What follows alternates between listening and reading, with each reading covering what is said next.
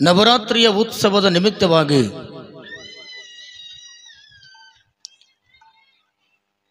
ಈ ಪವಿತ್ರವಾದ ಶುಭ ಗಳಿಗೆಯಲ್ಲಿ ದೇವಿಯ ಮಹಾಪುರಾಣವನ್ನ ಅತ್ಯಂತ ಭಕ್ತಿ, ಶ್ರದ್ಧೆ, ನಿಷ್ಠೆ, ವಿಶ್ವಾಸಗಳ ಮೂಲಕ ನಾವೆಲ್ಲರೂ ಕೂಡಿಕೊಂಡು ಈ ಸುಂದರ ಸಂಜೆಯ ವಾತಾವರಣದಲ್ಲಿ ಆ ತಾಯಿ ಜಗನ್ಮಾತೆಯಿಂದ ನಮಗಿರುವಂಥ ಕಷ್ಟ ಕಾರ್ಪಣ್ಯಗಳನ್ನು ನಾವೆಲ್ಲ ಕಳೆದುಕೊಳ್ಳುವುದರ ಮೂಲಕ ಆ ದೇವಿಯ ದಯೆಯಿಂದ ಸುಖವನ್ನ ಪಡೆದುಕೊಳ್ಳಬೇಕನ್ನುವಂಥ ಇಚ್ಛೆಯಿಂದ ಈ ನಡೆಯುವಂಥ ಅನೇಕ ದೇವಿಯ ಸಚ್ಚರಿತ್ರೆಯೊಳಗ ಆ ತಾಯಿಯ ಅನೇಕ ವಿಚಾರಧಾರೆಗಳನ್ನು ಭಕ್ತಿಯಿಂದ ಹೇಳ್ತಾ ಕೇಳ್ತಾ ಪರಮ ಪಾವನವಾಗಿರುವಂಥ ಈ ಮಹಾಪುರಾಣದಲ್ಲಿ ಭಾಗಿಗಳಾಗಿದ್ದೇವೆ.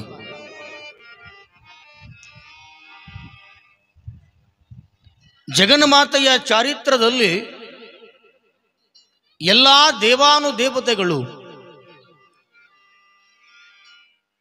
ಆ ಬಗಳಾಮುಖಿಯ ದಿವ್ಯ ಆಶೀರ್ವಾದದೊಂದಿಗೆ ಅನೇಕ ರಕ್ಕಸರೂ ಕೂಡ ಇಲ್ಲಿ ಮಡಿದು ಹೋಗಿದ್ದಾರೆ. ಆ ಎಲ್ಲ ರಾಕ್ಷಸರ ಸಂಹಾರವನ್ನ ಕಣ್ಣಾರೆ ಕಣ್ತುಂಬಿಕೊಳ್ಳುವುದರ ಮೂಲಕ ಎಲ್ಲ ದೇವಾನುದೇವತೆಗಳು ಯಾವಾಗ ಮಹಿಷಾಸುರ ಆ ಯುದ್ಧದ ಭೂಮಿಯೊಳಗ ಮಡಿದು ಹೋಗಿರುವಂತ ದೃಶ್ಯವನ್ನ ಕಂಡು ಜಗನ್ಮಾತೆಯಲ್ಲಿರುವಂತ ದಿವ್ಯ ಶಕ್ತಿಯನ್ನು ನೋಡಿ ಎಲ್ಲಾ ದೇವಾನುದೇವತೆಗಳು ಆನಂದ ಬಾಷ್ಪವನ್ನು ಸುರಿಸಿಕೊಳ್ಳುವುದರ ಮೂಲಕ ಆ ಜಗನ್ಮಾತೆಯಲ್ಲಿರುವಂತ ಅನೇಕ ದಿವ್ಯ ಪಾದ ಪದ್ಮಗಳಿಗೆ ಶಿರಸಾಷ್ಟಾಂಗ ನಮಸ್ಕಾರಗಳನ್ನು ಹಾಕಿ ಆ ತಾಯಿಯ ಧ್ಯಾನದೊಂದಿಗೆ ಎಲ್ಲರೂ ಕೂಡ ತಮ್ಮ ತಮ್ಮ ಅಧಿಕಾರಗಳನ್ನು ತಮ್ಮ ತಮ್ಮ ಸ್ಥಾನಗಳಿಗೆ ಹೋಗಿ ತಮ್ಮ ಎಲ್ಲ ಕೆಲಸ ಕಾರ್ಯಗಳನ್ನು ತಾಯಿಯ ಧ್ಯಾನದೊಂದಿಗೆ ಆನಂದವಾಗಿ ಕಾಲವನ್ನು ಕಳೀತಾ ಇರುವಂಥ ಸಂದರ್ಭದಲ್ಲಿ ಮತ್ತೊಂದು ಘಟನೆ ಆವರಿಸಿಕೊಂಡು ಬರುತ್ತದೆ.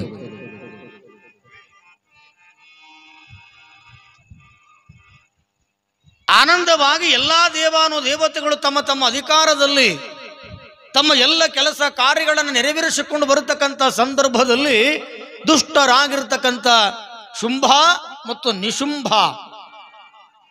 ಇಲ್ಲಿ ಶುಂಭ ಅನ್ನತಕ್ಕಂಥವನು ಅಣ್ಣ, ನಿಶುಂಭ ಅನ್ನತಕ್ಕಂಥವನೇ ತಮ್ಮ. ಈ ದುಷ್ಟರಲ್ಲಿ ಮಹಾದುಷ್ಟರು, ಮಹಿಷಾಸುರನಿಗಿಂತಲೂ ದುಷ್ಟರಾಗಿರ್ತಕ್ಕಂತಹ ಈ ಶುಂಭ ನಿಶುಂಭ ಮಹಾದೈತ್ಯ ರಕ್ಕಸರು. ಇಲ್ಲಿ ಈ ದೇವಾನುದೇವತೆಗಳ ಎಲ್ಲ ಅಧಿಕಾರಗಳನ್ನು ಕಸಿದುಕೊಂಡು ಇಂದ್ರ ಸುರೇಂದ್ರನ ಸಿಂಹಾಸನವನ್ನು ಕಸಿದುಕೊಂಡು ಈ ಮೂರು ಲೋಕಗಳಿಗೆ ನಾವೇ ಒಡೆಯರು ಅನ್ನುವಂಥ ಸದುದ್ದೇಶದಿಂದ ಎಲ್ಲ ದೇವಾನುದೇವತೆಗಳನ್ನ ಆ ಲೋಕದಿಂದ ಓಡಿಸಿ ಆ ಎಲ್ಲ ಅಧಿಕಾರಗಳನ್ನ ಕಸಿದುಕೊಂಡು ಇಡೀ ಲೋಕಕ್ಕೆ ಸಮಸ್ತ ಒಡೆಯರಾಗಿ ತಾವೇ ಜೀವನವನ್ನು ಮಾಡುವಂಥವರಾಗಿದ್ದಾರೆ. ಎಲ್ಲಿ ಒಳ್ಳೆಯದು ಇರ್ತದೆ ಅಲ್ಲಿ ದುಷ್ಟ ಶಕ್ತಿ ಇದ್ದದ್ದೇ. ಅಂತ ದುಷ್ಟ ಶಕ್ತಿಯ ಆಟವನ್ನ ನಡೆಯಲಾರದನೆ ಇಲ್ಲಿ ಜಗನ್ಮಾತೆಯಾಗಿರುವಂಥ ಬಗಳಾಮುಖಿ ಅಂತ ದುಷ್ಟ ರಕ್ಕಸರನ್ನ ಸಂಹಾರ ಮಾಡುವುದರ ಮೂಲಕ ಆ ದುಷ್ಟ ಶಕ್ತಿಯನ್ನ ಈ ಜಗತ್ತಿನಿಂದ ಹೊಡೆದೊಡಿಸುವಂತ ಕಾರ್ಯ ಇಲ್ಲಿ ಆದಿಶಕ್ತಿ ಶಾಂಭವಿ, ಶಂಕರಿ, ಸರ್ವೇಶ್ವರಿ ಎನ್ನುವಂಥವಳು ಮಾಡತಕ್ಕಂಥವಳಾಗಿದ್ದಾಳೆ. ಅದಕ್ಕಾಗಿಯೇ ಶರಣರು ಹೇಳ್ತಾರೆ, ಸಾರ ಸಜ್ಜನರ ಸಂಘ ಲೇಸು ಕಂಡಯ್ಯ, ದೂರ ದುರ್ಜನರ ಸಂಘ ಅದು ಭಂಗವಯ್ಯ. ಸಂಘಗಳಲ್ಲಿ ಎರಡುಂಟು, ಒಂದು ಬಿಡು ಒಂದು ಹಿಡಿ, ಮಂಗಲ ಮೂರ್ತಿ ನಮ್ಮ ಕೂಡಲ ಸಂಗಮ ದೇವ. ಇಲ್ಲಿ ಒಳ್ಳೆಯವರ ಸಂಘ ಅಂತ ತಿಳ್ಕೊಂಡ್ರು ಕೂಡ ಅದೇ, ಇಲ್ಲಿ ಕೆಟ್ಟವರ ಸಂಘನೂ ಅದೇ. ಯಾರ ಸಂಘವನ್ನ ಮಾಡಬೇಕು ಅನ್ನುವಂತ ಒಂದು ಅರಿವು ಅದು ನಮ್ಮೊಳಗೆ ಬೇಕು. ಅರಿವೇ ಗುರು ಅಂತ ಹೇಳ್ತಾರೆ. ಆ ಅರಿವು ಜ್ಞಾನ ತಿಳುವಳಿಕೆಯಿಂದ ನಾವೆಲ್ಲ ಈ ಪ್ರಪಂಚದೊಳಗ ನಾವೆಲ್ಲರೂ ತಿಳಿದುಕೊಳ್ಳಬೇಕು, ಸಜ್ಜನರ ಸಹವಾಸ ಮಾಡಬೇಕು ಅಥವಾ ಕೆಟ್ಟವರ ಸಹವಾಸವನ್ನು ಮಾಡಬೇಕು. ಹೇಳ್ತಾರೆ ಶರಣರು, ಸಂಘಗಳಲ್ಲಿ ಎರಡುಂಟು. ಒಂದು ಸಜ್ಜನರ ಸಂಘ ಅದ, ಒಂದು ದುರ್ಜನರ ಸಂಘ ಅದ. ಯಾರ ಸಂಘ ಮಾಡ್ತವೆ ಅದರ ಪ್ರತಿಫಲ ನಮಗೆ ಸಿಗುತ್ತದೆ. ಕೆಟ್ಟವರ ಸಂಘ ಮಾಡಿದ್ರೆ ಕೆಟ್ಟದ್ದು ಸಿಗುತ್ತದೆ, ಒಳ್ಳೆಯವರ ಸಂಘ ಮಾಡಿದ್ರೆ ಒಳ್ಳೆಯದು ಸಿಗುತ್ತದೆ. ಕಾರಣ, ಯಾರ ಸಹವಾಸವನ್ನ ಮಾಡೋದ್ರ ಮೂಲಕ ಯಾವುದನ್ನ ಪಡೆದುಕೊಳ್ಳಬೇಕನ್ನುವಂತಹದ್ದು ಈ ಮನುಷ್ಯನೊಳಗ ನಾವೆಲ್ಲ ತಿಳಿದುಕೊಳ್ಳಬೇಕು. ಅರಿವಿನ ಜನ್ಮಕ್ಕೆ ಬಂದ ಬಳಿಕ ಇಲ್ಲಿ ಅನೇಕ ಪ್ರಾಣಿ ಪಕ್ಷಿಗಳು ಹೋಗ್ತಿರ್ತಾವ ಬರ್ತಿರ್ತಾವ. ಆದ್ರೆ ಇಲ್ಲಿ ಪುರಾಣ ನಡೆದದೆ, ತಾಯಿ ಜಗನ್ಮಾತೆಯ ದಿವ್ಯ ಸನ್ನಿಧಾನ ಅದ, ಅಲ್ಲಿ ಹೋಗಿ ನಮಸ್ಕಾರ ಮಾಡಿಕೊಳ್ಬೇಕು. ಅಲ್ಲಿ ಮಹಾತ್ಮರದಾರೆ, ಅವರ ದರ್ಶನ ಮಾಡಬೇಕು. ಇಲ್ಲಿ ಪುರಾಣ ನಡೆದದೆ, ಪ್ರವಚನ ನಡೆದದೆ, 4 ನುಡಿಗಳು ಕೇಳಬೇಕನ್ನುವಂಥ ಅರಿವು ಆ ಪ್ರಾಣಿಗಳಿಗೆ ಭಗವಂತ ಇಟ್ಟಿಲ್ಲ. ದನ, ಕರ, ಎತ್ತು, ಎಮ್ಮೆ ಏನೆಲ್ಲ ಪ್ರಾಣಿಗಳು ಓಡಾಡುತ್ತಾವೆ, ಅವುಗಳಿಗೆ ಭಗವಂತ ಜ್ಞಾನವನ್ನು ಕೊಟ್ಟಿಲ್ಲ. ಆ ಅರಿವು, ಜ್ಞಾನ, ತಿಳುವಳಿಕೆ ಎನ್ನುವಂತಹದ್ದು 84 ಜೀವರಾಶಿಗಳಲ್ಲಿ ಪವಿತ್ರಗೊಂಡಿರುವಂತಹ ಈ ಮಾನವ ಜನ್ಮವನ್ನ ಯಾರು ಈ ಭುವಿಗೆ ತೊಟ್ಟು ಬಂದಾರೆ ಅವನಿಗೆ ಮಾತ್ರ ಆ ಅರಿವು ಅನ್ನತಕ್ಕಂಥದ್ದು ಇಟ್ಟುಕೊಳ್ಳಿ ಶಾನ. ಅರಿವಿನ ಜನ್ಮಕ್ಕೆ ಬಂದು ನಾವೆಲ್ಲ ಮರೆತು ಈ ಜೀವನವನ್ನ ಕಳೀತಕ್ಕಂಥವರಾಗಿದ್ದೇವೆ. ಬದುಕಿನೊಳಗ ನಾವೆಲ್ಲ ಅರಿವನ್ನ ಮರಿಬಾರದು. ಅರಿವನ್ನ ಮರುತ್ತೀವಿ ಅಂತ ತಿಳ್ಕೊಂಡು ಕೇಳಿದ್ರೆ ಮರಿವು ನಮ್ಮನ್ನ ಆವರಿಸಿಕೊಳ್ಳುತ್ತದೆ. ಅರಿವಿನ ಮೂಲಕವಾಗಿ ನಾವೆಲ್ಲ ಕಾಲವನ್ನ ಜೀವನವನ್ನ ಮಾಡಬೇಕಾಗಿರೋದ್ರಿಂದ ಇಲ್ಲಿ ಯಾವಾಗ ಜಗನ್ಮಾತೆಯಾಗಿರುವಂತ ಮಹಾಮಾತೆಯಾಗಿರುವ ಶಾಂಭವಿಯ ಮಹಾಪುರಾಣ,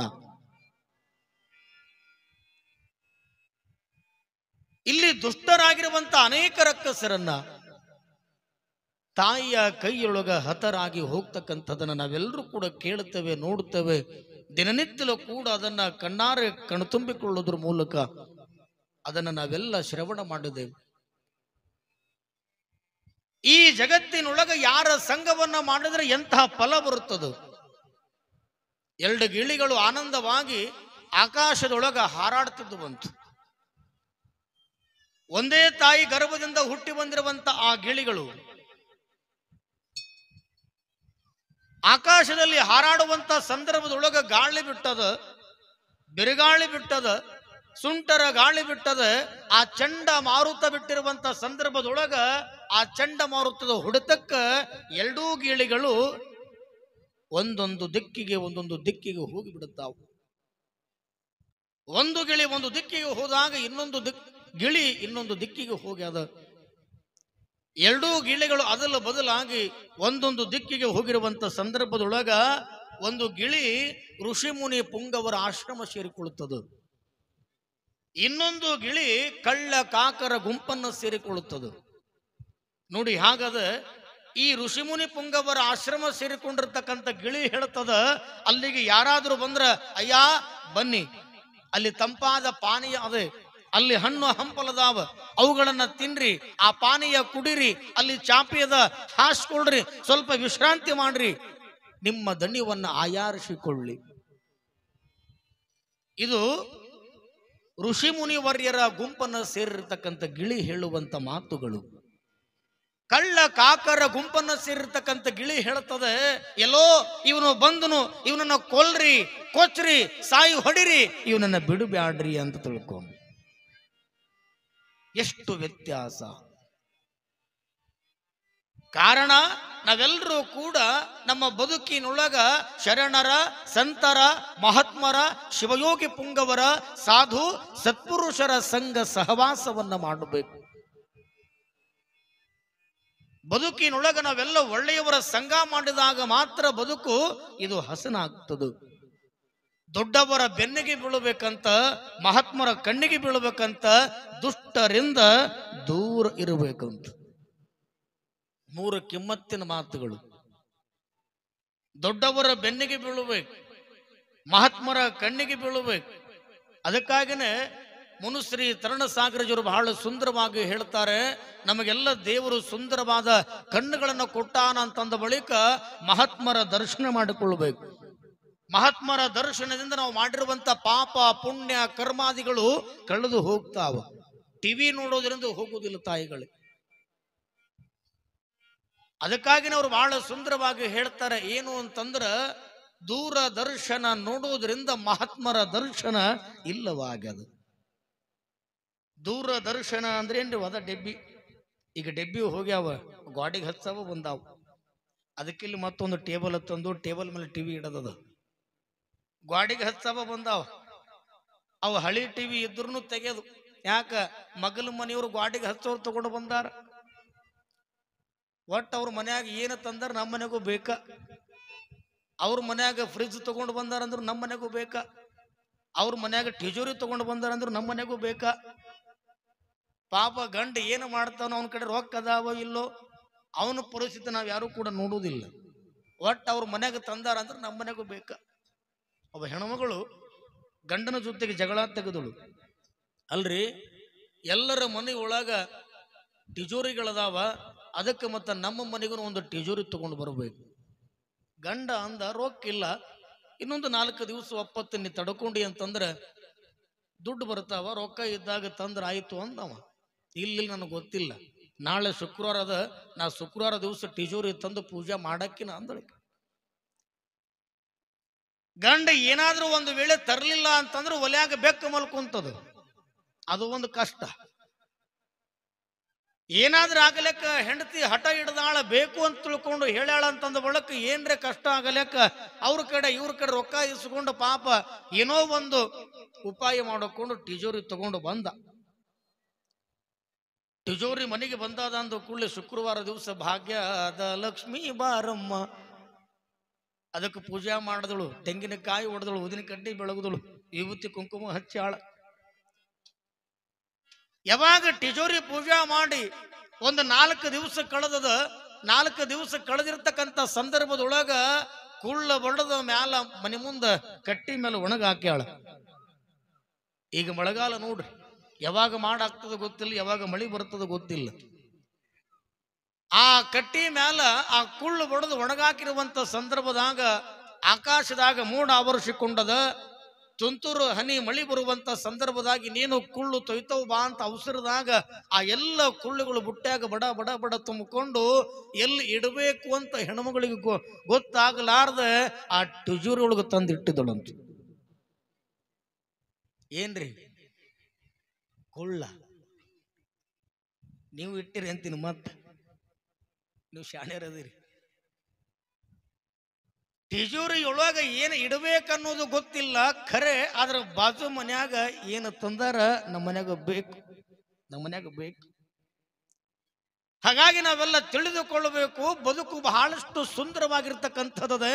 ಅಂಥ ಬದುಕಿನ ಮರ್ಮವನ್ನು ನಾವೆಲ್ಲರೂ ಕೂಡ ಅರ್ಥೈಸಿಕೊಳ್ಳಬೇಕಾಗ್ಯದ.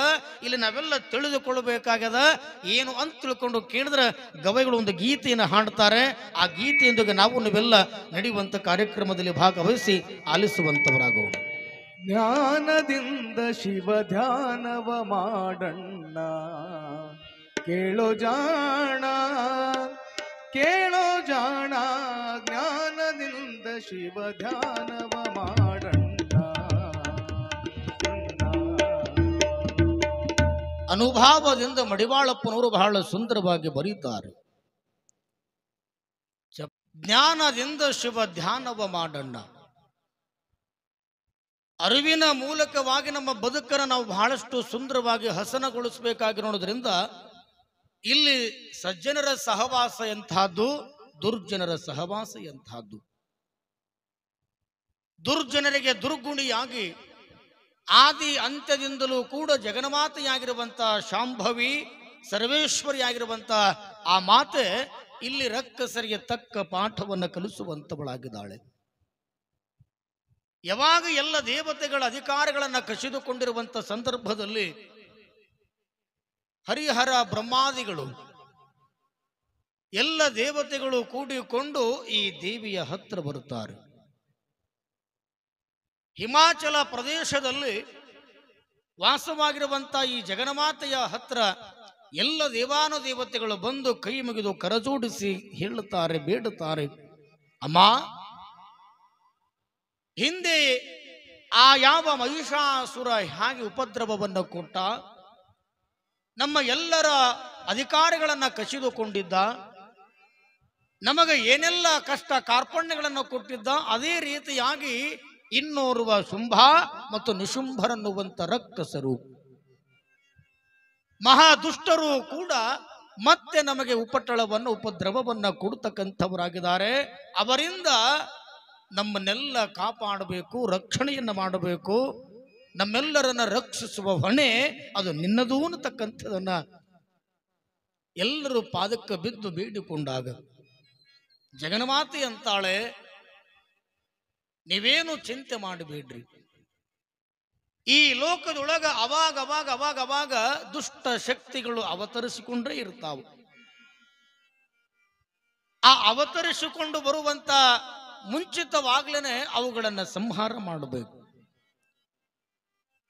ಅವರನ್ನ ಇಲ್ಲ ಅನಿಸಿಕೊಂಡಾಗ ಮಾತ್ರ ಈ ಜಗತ್ತಿನೊಳಗ ನಾವೆಲ್ಲ ಬದುಕಲಿಕ್ಕೆ ಸಾಧ್ಯ. ನೀವು ಆನಂದವಾಗಿ ನಿಮ್ಮ ನಿಮ್ಮ ಜಾಗಕ್ಕೆ ಹೋಗಿ ಕುತ್ಕೊಂಡು ಆ ರಕ್ಕಸರ ಯುದ್ಧವನ್ನು ನೋಡ್ರಿ ಅಂತ ತಿಳ್ಕೊಂಡು ಆಶೀರ್ವಾದ ಮಾಡಿ ಕಳಿಸ್ತಾಳೆ. ಇಲ್ಲಿ ಶುಂಭ ಮತ್ತು ನಿಶುಂಭರು ಬ್ರಹ್ಮನಿಂದ ವರವನ್ನ ಪಡೆದುಕೊಂಡಿರ್ತಕ್ಕಂಥವರು. ಈ ಜಗತ್ತಿನೊಳಗ ನಮಗೆ ಯಾರಿಂದಲೂ ಕೂಡ ಮರಣ ಬರಬಾರದು. ಕೇವಲ ಒಂದು ಹೆಣ್ಣಿನಿಂದ ಮಾತ್ರ ನಮಗೆ ಮರಣ ಬರಬೇಕು. ಯಾಕೆ ಅಂದ್ರೆ ಹೆಣ್ಣು ಯುದ್ಧವನ್ನ ಮಾಡತಕ್ಕಂಥ ಸಮರ್ಥಳಲ್ಲ, ಹೆಣ್ಣಿನೊಳಗ ಶಕ್ತಿ ಇರಲ್ಲ, ಹೆಣ್ಣಿನೊಳಗ ಶೌರ್ಯ ಮತ್ತು ಧೈರ್ಯ ಅನ್ನುವಂಥದ್ದು ಇರುವುದಿಲ್ಲ. ಕಾರಣ ಕೇವಲ ಒಂದು ಹೆಣ್ಣಿನಿಂದ ಮಾತ್ರ ನಮಗೆ ಮರಣ ಬರಬೇಕೇ ವಿನಃ ಯಾರಿಂದಲೂ ಕೂಡ ನಮಗೆ ಮರಣ ಬರಬಾರದು ಅನ್ನುವಂಥ ವರವನ್ನ ಬ್ರಹ್ಮನಿಂದ ತಪಸ್ಸು ಮಾಡಿಕೊಳ್ಳುವುದರ ಮೂಲಕ ಈ ಅಣ್ಣ ತಮ್ಮನಾಗಿರುವಂಥ ಶುಂಭ ಮತ್ತು ನಿಶುಂಭರು ಪಡೆದುಕೊಂಡಿದ್ದರು. ಏನಾಗಿದೆ ಅಂತಂದ್ರೆ ಅವರು ಏನು ವರವನ್ನ ಬೇಡಿದ್ದಾರೆ ಆ ವರವೇ ಇವರಿಗೆ ಶಾಪವಾಗಿ ಪರಿಣಮಿಸಿಕೊಂಡು ಬಂದದು. ಯಾವ ಹೆಣ್ಣಿನಿಂದ ನಮಗೆ ಮರಣ ಬರಬಾರದು ಅಂತ ತಿಳ್ಕೊಂಡು, ಕೇವಲ ಹೆಣ್ಣಿನಿಂದಲೇ ನಮಗೆ ಮರಣ ಬರಬೇಕು ಅಂತ ತಿಳ್ಕೊಂಡು ಏನು ವರವನ್ನ ಬೇಡಿದ್ರಲ್ಲ, ಅದೇ ಹೆಣ್ಣು, ಅದೇ ಜಗನ್ಮಾತೆಯಾಗಿರ್ತಕ್ಕಂಥ ಸರ್ವೇಶ್ವರಿಯಿಂದಲೇ ಅವರ ಮರಣವನ್ನ ಸಮೀಪಕ್ಕೆ ಬಂದದು.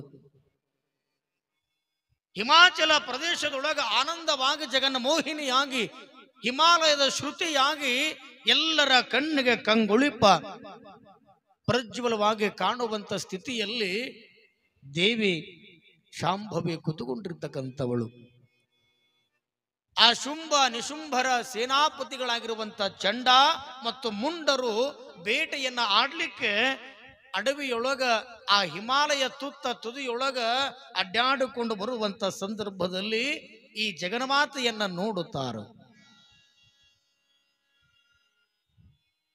ಹಿಮಾಲಯದ ತುಂಬೆಲ್ಲ ಎಲ್ಲಿ ನೋಡಿದರಲ್ಲಿ ಬೆಳ್ಳಗ ಕಾಣುವಂತಹದ್ದು, ಗಿಡ ಮರಗಳು ಕೂಡ ಬೆಳ್ಳಗ ಕಾಣತಕ್ಕಂತಹದ್ದು.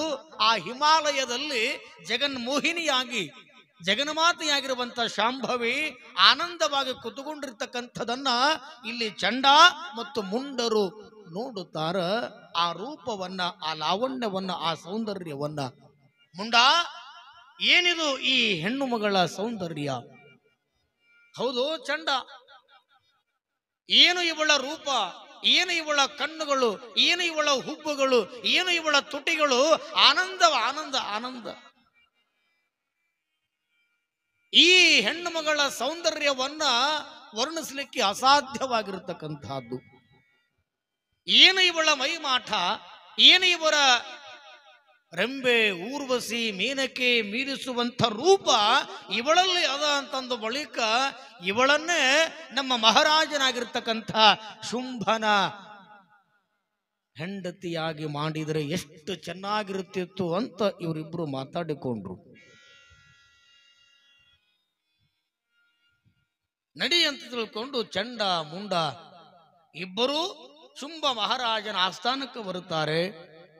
ಬರಬೇಕು ಬರಬೇಕು ಚಂಡ ಮುಂಡ ಅಂತ ತಿಳ್ಕೊಂಡು ಆ ಆಸ್ಥಾನದಲ್ಲಿರುವಂತ ರಕ್ತ ಬೀಜಾಸುರ, ಧೂಮ್ರಲೋಚನ, ಸುಗ್ರೀವ ಅನೇಕ ರಕ್ಕಸರ ಕುಲಕೋಟಿಯನ್ನ ಶುಂಭ ಮಹಾರಾಜನ ಎದುರುಗಡೆ ಕೂತುಕೊಂಡಿರ್ತಕ್ಕಂಥ ಸಂದರ್ಭದಲ್ಲಿ ಶುಂಭ ಅಂದ, ಯಾವಾಗ ಚಂಡ ಮುಂಡರು ಇಬ್ಬರೂ ನೀವೆಲ್ಲ ಬರ್ತಾ ಇದ್ದೀರಿ ಅಂತಂದ್ರೆ ಒಳ್ಳೆಯ ವಿಚಾರವನ್ನೇ ತಂದುಕೊಂಡಿರಿ ಅಂತ ನಾನು ಭಾವಿಸಿಕೊಳ್ಳುತ್ತೇನೆ. ಮಹಾರಾಜ್, ನೀನು ಅಂದುಕೊಂಡಿದ್ದು ಸತ್ಯ, ಆದರೆ ಸಾವಧಾನವಾಗಿ ಶಾಂತಿಯಿಂದ ಕೇಳು ನಾವು ಹೇಳುವಂಥದನ್ನ. ನಾವು ಬೇಟೆಗಾಗಿ ಅನೇಕ ಅಡವಿಯನ್ನ ಹುಡುಕಾಡ್ಕೋಂತ ಹೋಗಿರುವಂತ ಸಂದರ್ಭದಲ್ಲಿ ಹಿಮಾಲಯ ಪರ್ವತದಲ್ಲಿ ಆ ಯಾವ ಒಂದು ಹೆಣ್ಣು ಆನಂದವಾಗಿ ಸ್ಫುರದ್ರೂಪಿಯಾಗಿರ್ತಕ್ಕಂಥ ಆ ಹೆಣ್ಣು ನೋಡ್ಲಿಕ್ಕೆ ಅಸಾಧ್ಯವಾಗಿರ್ತಕ್ಕಂಥ ಸೌಂದರ್ಯದ ರಾಶಿಯನ್ನೇ ಚೆಲ್ಲುವಂತ ನಿಟ್ಟಿನೊಳಗ ಆ ಹೆಣ್ಣು ಪರಿಶೋಭಾಯಮಾನವಾಗುವಂತ ನಿಟ್ಟಿನೊಳಗ ಕಣ್ಣಗಳಿಗೆ ಗೋಚರಿಸುವಂತ ನಿಟ್ಟಿನಲ್ಲಿ ಕಣ್ಣಿಗೆ ಬೆರಗಾಗುವ ನಿಟ್ಟಿನೊಳಗ ಎಷ್ಟು ಸೌಂದರ್ಯವತಿಯಾಗಲಿ ಕೂತುಕೊಂಡಾಳ. ಆ ಹೆಣ್ಣನ್ನ ನೀನು ಮದುವೆ ಮಾಡಿಕೊಂಡಿ ಅಂತಂದ್ರ ನಮ್ಮ ಸಾಮ್ರಾಜ್ಯದೊಳಗ ಎಲ್ಲವನ್ನೂ ಕೂಡ ನಾವು ಪಡ್ಕೊಂಡಂಗಾಗ್ತದ.